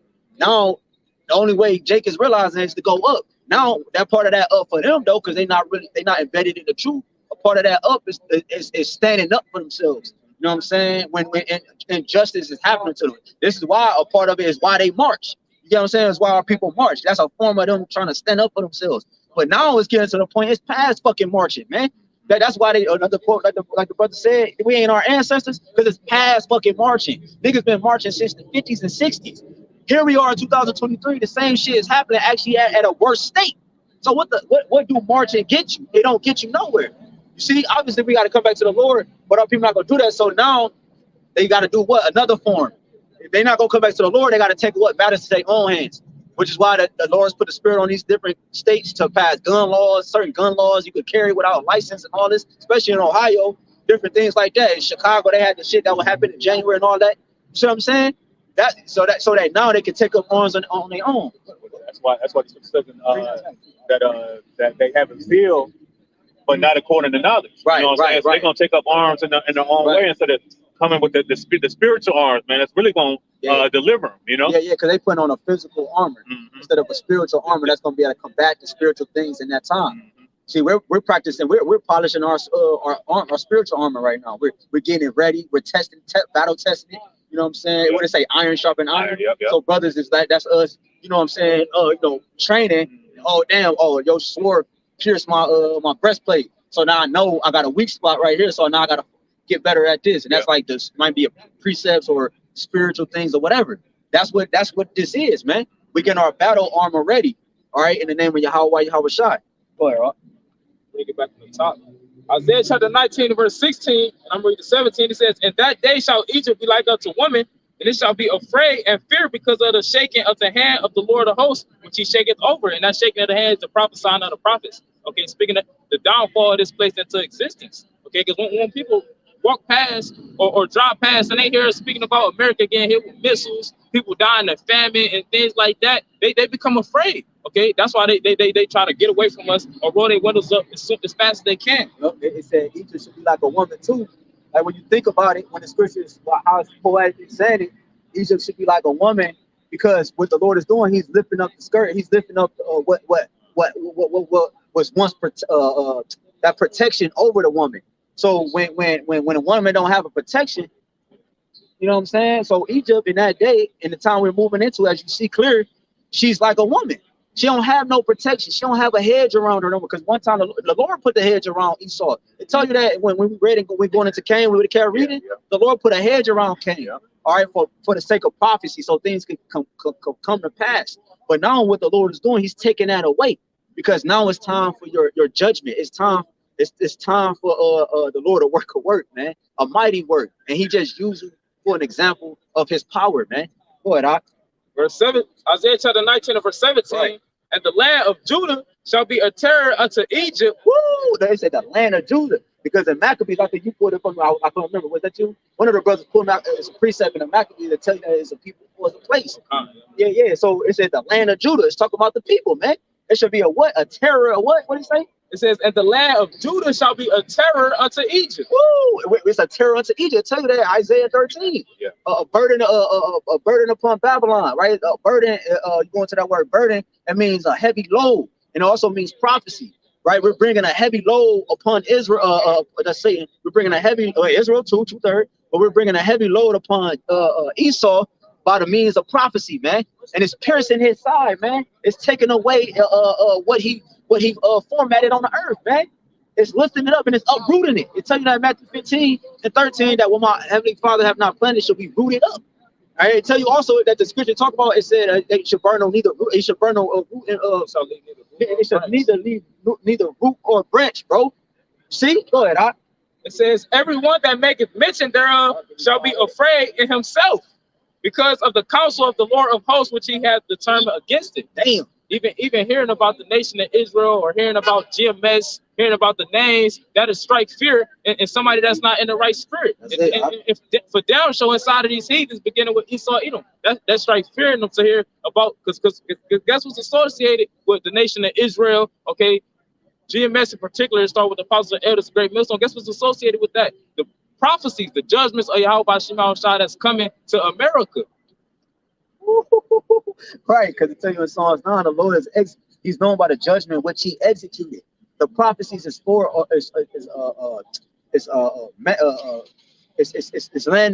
the foundation for the manifestation of the power of the Lord, man. You know, that's what the prophets is doing. That's what the prophecies is doing. You see, because it's all linked together. The prophets are witnesses. You go into the word martyr, it means witness, right? You go into prophecy, it goes into being a witness, right? So it's all connected.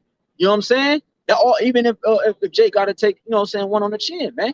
You know, it's a part of the pulling down of this kingdom. But it started right now, what you see here today. And now you have videos like we started off with manifesting. You have other things going on manifesting themselves, man. You know, both sides, you know. Esau being Esau, he's showing his colors. You got more things in the news about Esau hanging niggas. You know what I'm saying? Different shit like that. You got more niggas think sundown cities went away. No, them things are still prominent. This brother could tell you, man. You know? Boy, I know you have something. That was good on that. This is Isaiah 47 and verse 7. It says, and thou saidest, I shall be a lady forever. Woo! So that thou didst not lay these things to thy heart, neither didst remember the latter end of it. You know, and that's the mindset of these Edomites, man, that they're going to be a virgin forever, man. That this place ain't going to be touched. That the Esau ain't going to be touched. You know, but now, all that now when judgment comes on Edom, now everybody's all up in arms, like it ain't supposed to happen. But that's the befalling of Esau's kingdom is what through the smaller ones first, and now then it's gonna start reaching up to the top, man. Continuing on, it says there, verse 8. Therefore, hear now this, thou that art given to pleasures, that dwellest carelessly, that says, you got it up. It said thou art given to pleasures and dwellest carelessly. That's what led these Edomites to get the least, and even the people of America to being complacent and comfortable, because here it is, you can do as you will over here. Okay, you can go about your wickedness with no regard for judgment. Why? Because scripture tell you how judgment against an evil work is not executed speedily. Why? Because wrong judgment proceeded. But they tell you, I'm have the first chapter. The Edomites, they don't push out the judgment according to the law, statutes, and commandments. That's why we see the earth in America in the position that it is in now. It says that thou that dwellest carelessly, that saith in thine heart. Right, he dwelleth carelessly, without order, without structure. He tried to have a form of order and structure. Like today, we was at work, and one chick was sitting in like how the parking lot was. It's only one way, like one this way, and you know what I'm saying, car can go this way and car can go that way. But she was stopped in the only way where now a car would have to go around her. But cop pulled up to her and beeped his horn, like flashed his like siren and shit, and she had to move out of the way. But she actually worked there, and she was just waiting for her husband or whatever. But the point was that she had to move. This nigga he tried to set up a form of order, like, okay, get out of the way. He trying to set up this and try to set up that. He got this law. He got, you know what I'm saying? Man, this nigga ain't got no order, man. Because once you break it, it don't even make sense on the penalty and what you try to place on you, man. Okay, and then say you did do the crime, that nigga still try to place a false penalty on you. That nigga all over the place. He did it carelessly, man. He don't have no regard for the people, man. You see what I'm saying? He just setting shit up so he could further his NWO, man. He trying to get to a certain point. That's it. Go ahead, And if I could say, you know, and the reason why it's only carelessly, why? Because he's been living luxuriously, man. Like it says in Luke 19. You know, and that means lavishly. Yeah. You know what I'm saying? Flamboyantly, man. So when you rich, you ain't got no care. He ain't got no care in the world, man. Well, whatever. You, that's why you see like with the Edomites all the time. Like that's what you're talking about. They be doing dumb shit. Like brother mentioned it earlier. They get drunk and they do dumb shit. You see it on these movies and in real life. They do dumb shit. Then you like, man, they don't give a fuck because they got the bread to get themselves out. They could deal carelessly and afford to actually not be affected by it, man. I lost my train of thought, but it came back to me, you know, because it said God that dwelleth in pleasure. Because when you live in sumptuously, and lavishly, you're not gonna be thinking about paying for what you've done, because the scripture tell you how treasures of wickedness profit nothing, because all the treasures that they got was of wickedness. So when you start to hear about the judgment, you might hear something from one person, you might brush it off, two people. But when you got thousands and thousands of Israelites telling you your judgment to come, and not only that, but the words that they speak is starting to come to pass, then it starts to strike fear in you to the point where you feel like you got to do something about it. That's why Esau, he strikes brothers and different elders and apostles' pages. He strikes brothers' videos. It's gonna come to a point where he's gonna actually come for us, because we literally striking fear in these devils' hearts. It says Isaiah 47 verse 8, therefore hear now this, thou that art given to pleasures, that dwellest carelessly, that sayest in thine heart, I am, and none else beside me. I shall not sit as a widow, neither shall I know the loss of children. And see, that's the pride of thine heart have deceived thee, Esau. Edomites, YAHWAH, the pride of my heart deceived thee, man. Little guy, little fella. That's how we gotta talk to you, nigga. Yeah, kind. That's all you know, man. Because you the vilest people on the earth, but the Lord has made you and exalted you. You know what I'm saying, for prophecy's sake. But you got that out? Yeah, I got you. Hey, Baba Kashad. I got you. I got you. Because what you just said, that's what they did on that video. They dwelt carelessly. So I'm saying they thought they can react, jump the nigga, and then just go about their merry day, man. That's usually what the ideal thing is. But now, because the spirit of the Lord is being roused in Israel, not just the ones with the truth, but all Israel, because for other things to take place, that shit didn't go as they thought. Yeah. I don't know how true it is, but the video of one of the guys that got beat up was going viral. I don't know if that was the actual guy, but nonetheless, his shit was fucked up. He was like, well, he was just basically he still was talking shit, and even in the video, like, well, he got basically said, I forgot exactly what he said, so I ain't gonna quote it. But the point is, it was a video that was going around with one of the dudes, if that was a real dude. You see what I'm saying? I'm gonna get this for you real quick. This is Psalms 50, and I'm gonna start at 16. All right? It says, but unto the wicked, the Most High said, what hast thou to do to declare my statutes, or that thou shouldest take my covenant in thy mouth? Right, which you have small hats calling themselves and proclaiming themselves to be Israelites. All right, they took the covenant of the Lord. So now, what does that mean? They got to get they got to uphold by the judgments of the covenant. You see what I'm saying? That's gonna come upon them, man.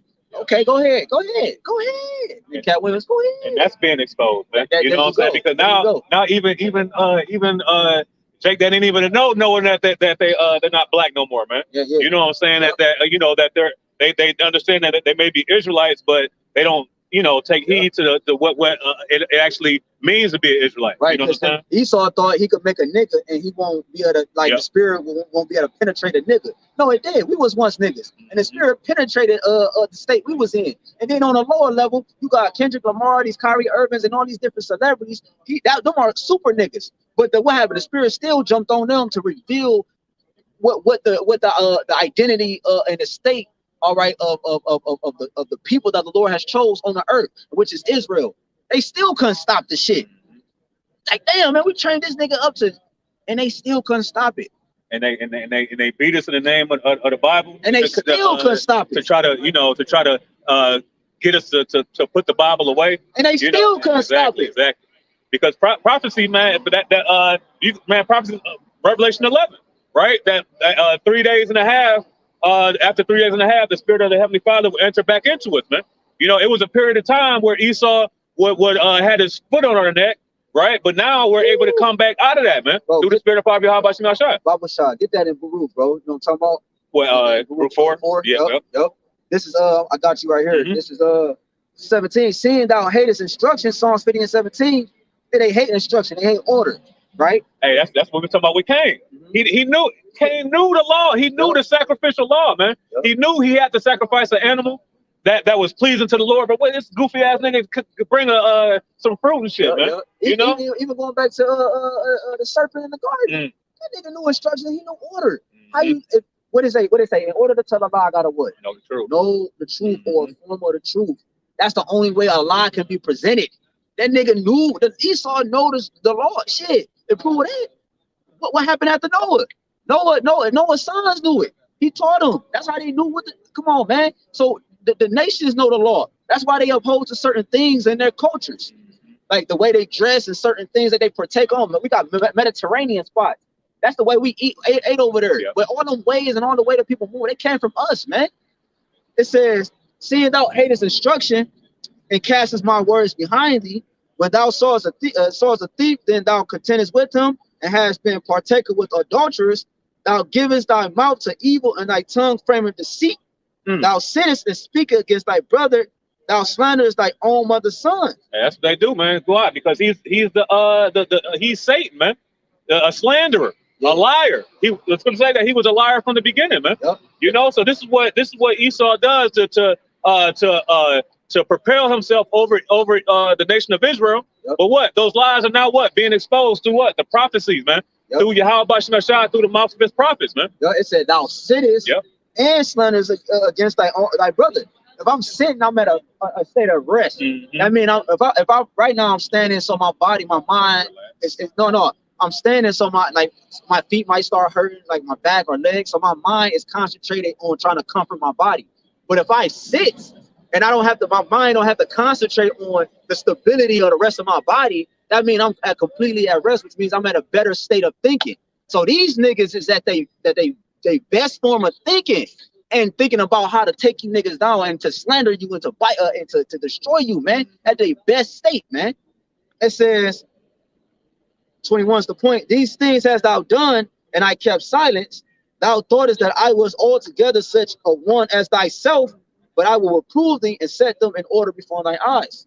Yeah, and that's what it is, man, because they think that since they haven't been recompensed for their evil, that they think that the Lord is all together at one with them. But the scripture says in the Apocrypha that the wickedness is sown, but what is that? Yeah, 2nd of the sport, that the wickedness is sown, but just roughly paraphrase it, but the judgment has not yet happened yet, man. You know, so the Lord is laughing at it. The scripture says that he that sitteth in the heaven shall laugh, man. That's what he's doing. He's laughing at Esau Edom, because Esau thinks that he's gonna be able to see him everybody. He gonna be able to sip his $250,000 wine while he got everybody a digital slave. All right, these things the Lord is laughing at this dude, man. You know. Yeah, you got it out. You got it. In Psalms chapter 37, Psalms chapter 37, verse 12, the wicked plotted against the just and gnasheth upon him with his teeth. That's what these devils do. They plot against Jake. Brothers make mention of how they'll put sanctions on the country or even on the Lord level. They'll come out with a new food. Okay, and the whole time it's to destroy the nation of Israel, to murder, oppress Jake, to bug Jake out mentally, to destroy their bodies. Everything that they do is against the just. Okay, specifically the elect. But it says, this is the point, verse 13, the Lord shall laugh at him, for he seeth that his day is coming. So these devils, they doing all of this, okay? They wearing themselves out in the multitude of their councils and so on and so forth, doing all this witchcraft, but the Lord is laughing at their ass because he know that they falling, and he know that's going to come a point where they're going to have no power. Yeah, because he is the power. He's the power. Exactly. He's giving access to all these different things, man. Nothing go against his will, as the scriptures say. Nothing. They appease the wrath of him that made them.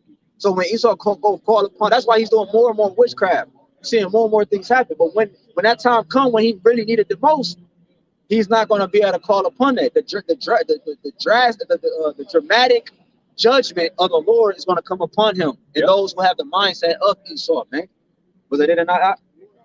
This is Ezekiel 29, and 6. It says, and all the inhabitants of Egypt should know that I am the Lord, because they have been a staff of reed to the house of Israel. Right, Israel leaned up. Well, at one point in time, Israel leaned upon you, Edomites, man, for support. A staff is used for support. It can be used for walking. It can be used for support, but like they give you strength and when you're weak, which is the state of walking, right, to hold you up.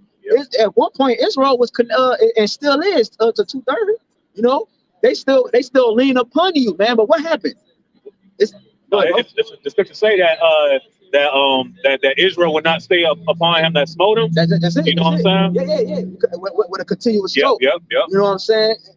This is that's what he do with a continuous stroke. That not only did he didn't change, he didn't. So you took the staff, right? Israel took the staff, and it's like riding on bad tires and shit. Over time, you gotta change your tires. You gotta give with assistance or what is the word I'm looking for? You gotta give some type of comfort to the vehicle that you're driving, man. You gotta change out things and replace things. Make the water. You gotta give maintenance to things, maintain it, right? Going into the word maintenance. So Israel at one point they took the staff. This nigga decided not to take the staff from you and give you a new staff, and we keep replacing it. Well, instead he can let you. Israel been holding the same staff since they gave it to him, since Esau gave it to him, and now it's to the point it's just one.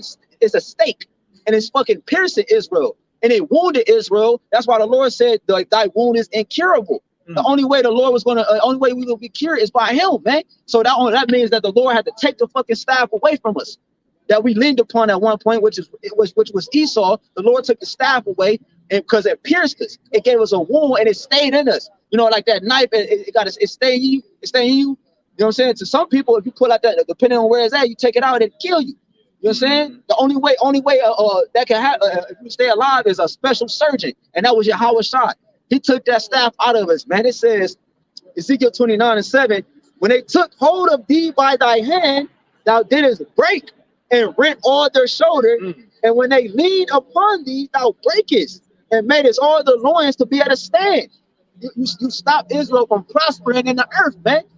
Now Israel, like as a nation, is starting to realize that, like, nigga, this is you. The Lord is lifted from starting now, is allowing the nation to see. It's also for their judgment, but also what it's doing is revealing you and is allowing them to see you for what you are, man. You can no longer hide, man.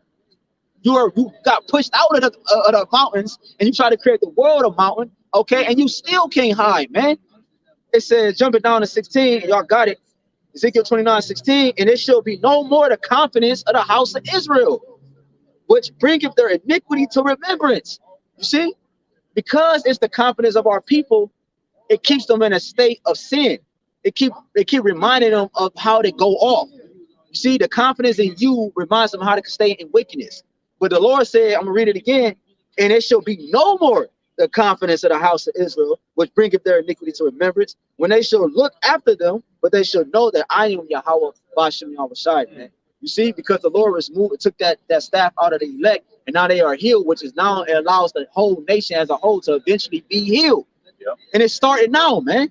Go ahead, what y'all got? Get some clothes, bro. I was gonna say that's why Isaiah 30 it says about put on the covering, but not of the covering of Yahawah BAHASHAM YAHAWASHI, because you're gonna have people that's gonna have the covering of the world, and what's gonna happen? You're gonna get that same judgment that your oppressor gets, man. Yeah, that's Isaiah 65. Yeah. They forward the table of that truth. They keep the system going. The reason why these lights and these buildings still fucking exist, man. What did the Lord say? He said, if Israel will face the east and pray, the Lord will save us, man. Roughly prayer, was that Kings, I believe? First Kings 8. You know what I'm saying? So, and that's all Israel got to do. But they're not going to do it for the sake of the Lord and for the sake of prophecy, so the Lord's name could be made known on the earth in power and authority, man. That's why. You get it. But go ahead, y'all got it. Yeah, you got it. This is Baruch chapter 4 and verse 25. It says, my children. Matter of fact, what you got? All right, go ahead. We'll close with that. Okay. We'll close the precept. All right. This is Isaiah chapter 10 and verse 20. And it shall come to pass in that day that the remnant of Israel and such as are escaped of the house of Jacob. Go ahead. I was gonna say it says such as are escaped, because we have escaped from the mental class, the mental hold that these devils have had on us. Okay, we was once believing we was niggas, Puerto Ricans, Mexicans, Native Americans, Spicks, tomahawks, wetbacks, whatever the case may be, we was believing that. But guess what? We escaped from that stronghold. And it said, if I could say real quick, that's why King David said to hide me from the snare of the fowler, man. These traps that Esau sets up, you know, is what the elect are gonna escaping, you know. And that's the spirit, because as soon as you said that, a vehicle rolled past and said safe ride. This is the safe ride, man. The vehicle that we ain't gotta worry about it crashing. We ain't gotta worry about it burning up, catching on fire, like, you know what I'm saying, the tires going flat, none of that, man. This is the only vehicle that's unlimited, has a limited capability to it, man. It don't need no maintenance, man. You got it, huh? It says, I'm reading from the top, Isaiah 10:20, and it shall come to pass in that day that the remnant of Israel and such as are escaped of the house of Jacob shall no more again stay upon him that smote them, but shall stay upon the Lord.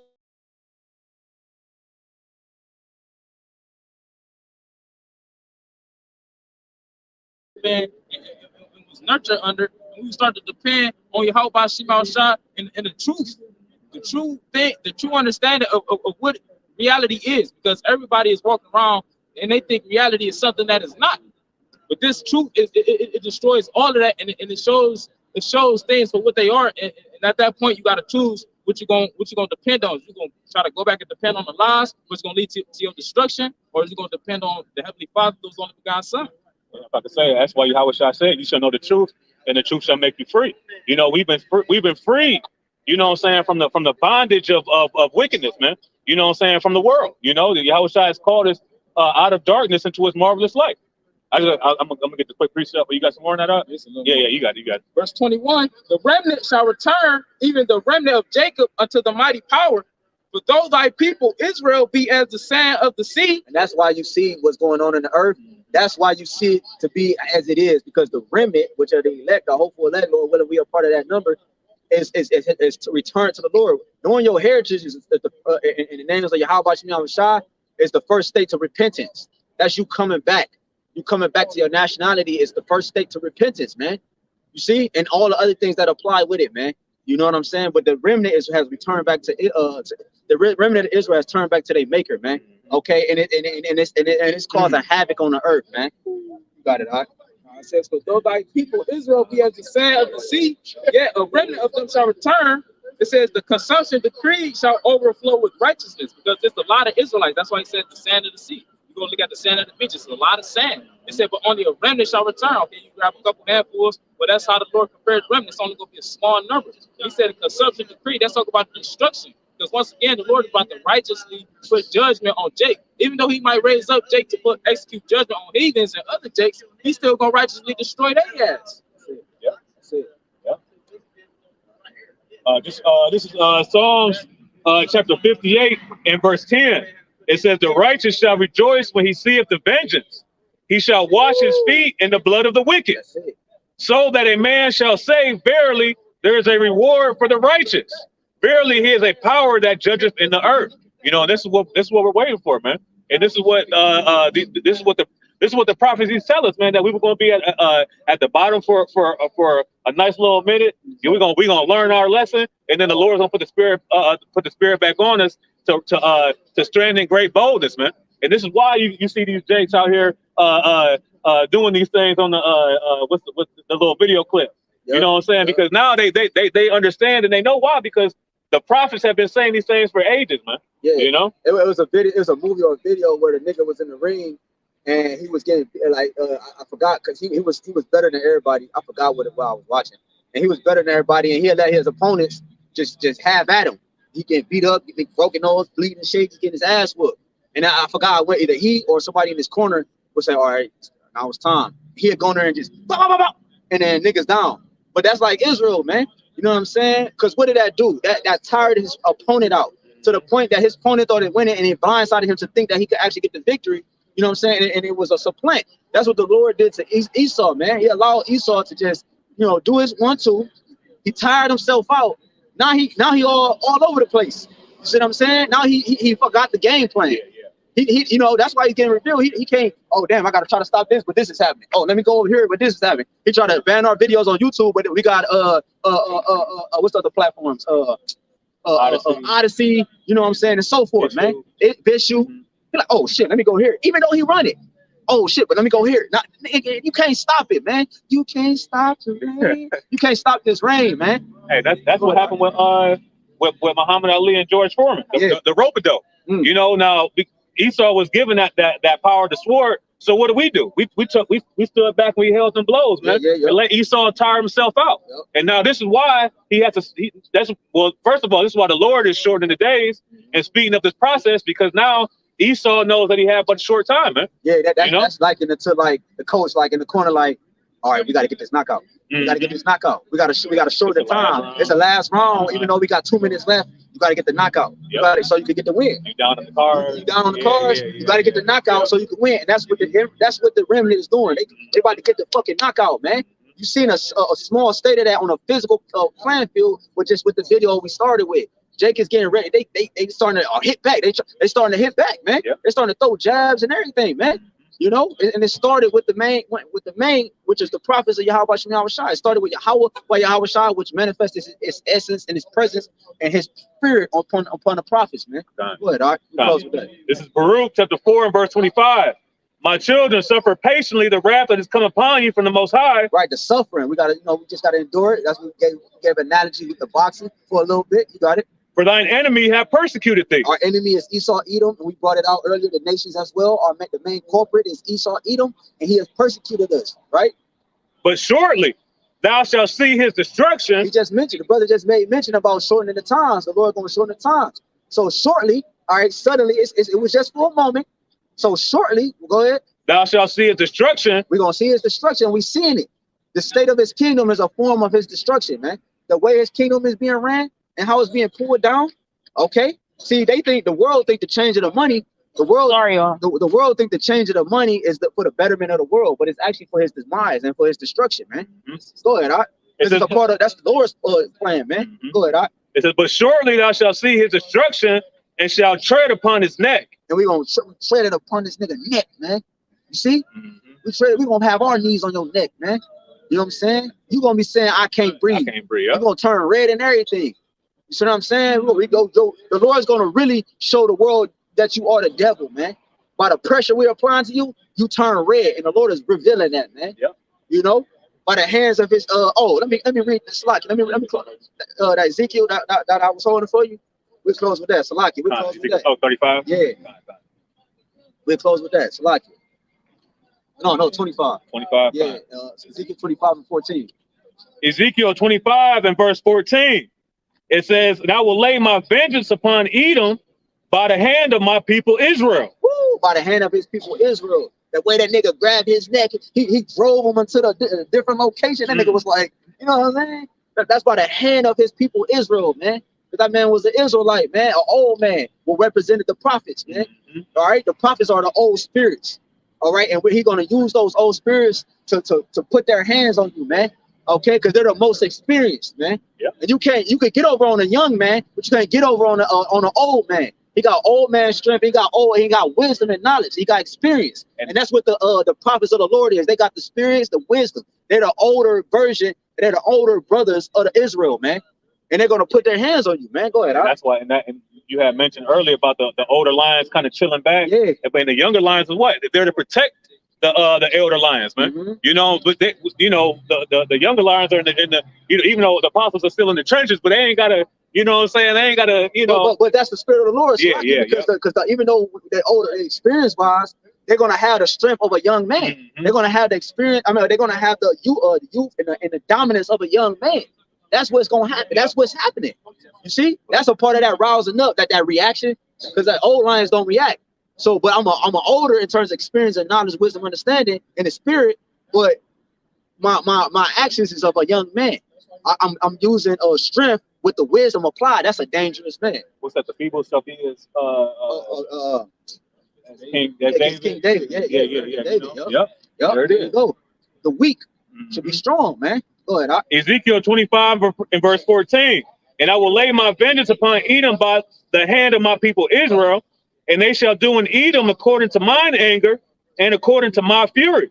And they shall know my vengeance, saith the Lord power. And they're going to know the Lord's vengeance by the hands of his people Israel, man, because that's the Lord working through his men and laying shit down, man. Our forefathers laid shit down. That was the spirit of the Lord. Yep. There was no way they could have did what they did without the spirit of the Lord. That's why the people are gonna be looking like, damn, these are the niggas, these are the people, man. Yep. No, this is who they've been talking about the whole time. This is who I went to church to and heard these different stories. It was them the whole time. I remember seeing them. I rode past them when I was going to the bank. I remember seeing them on the street corner, man. You know what I'm saying? I didn't pay them niggas no attention. They looked at us and laughed at us, man. But the same men that you see as weak are actually the strongest men on the earth, man. See, by the spirit and power of YAHWASHI, man. And he's gonna lay vengeance upon you, you Edomites, man, you rest of the nations, and you niggas who think like Esau, man. Hey, man, with that, so Lord willing, we pray this is edifying. We like to give all honor and glory, infinite praise and worship to Yahawah, BAHASHAM, YAHAWASHI, BAHASHAM, HAQADASH. double honors to our apostles and our elders of great millstone, rule well, teach well, sound doctrine, and strong shalom to the hopeful elect and the rest of the large multitude of men, women, and children that the Lord will have mercy on these last days, man. Hey, again, Bible ball, DTA soon, man. Shalom, man. Shalom. Go.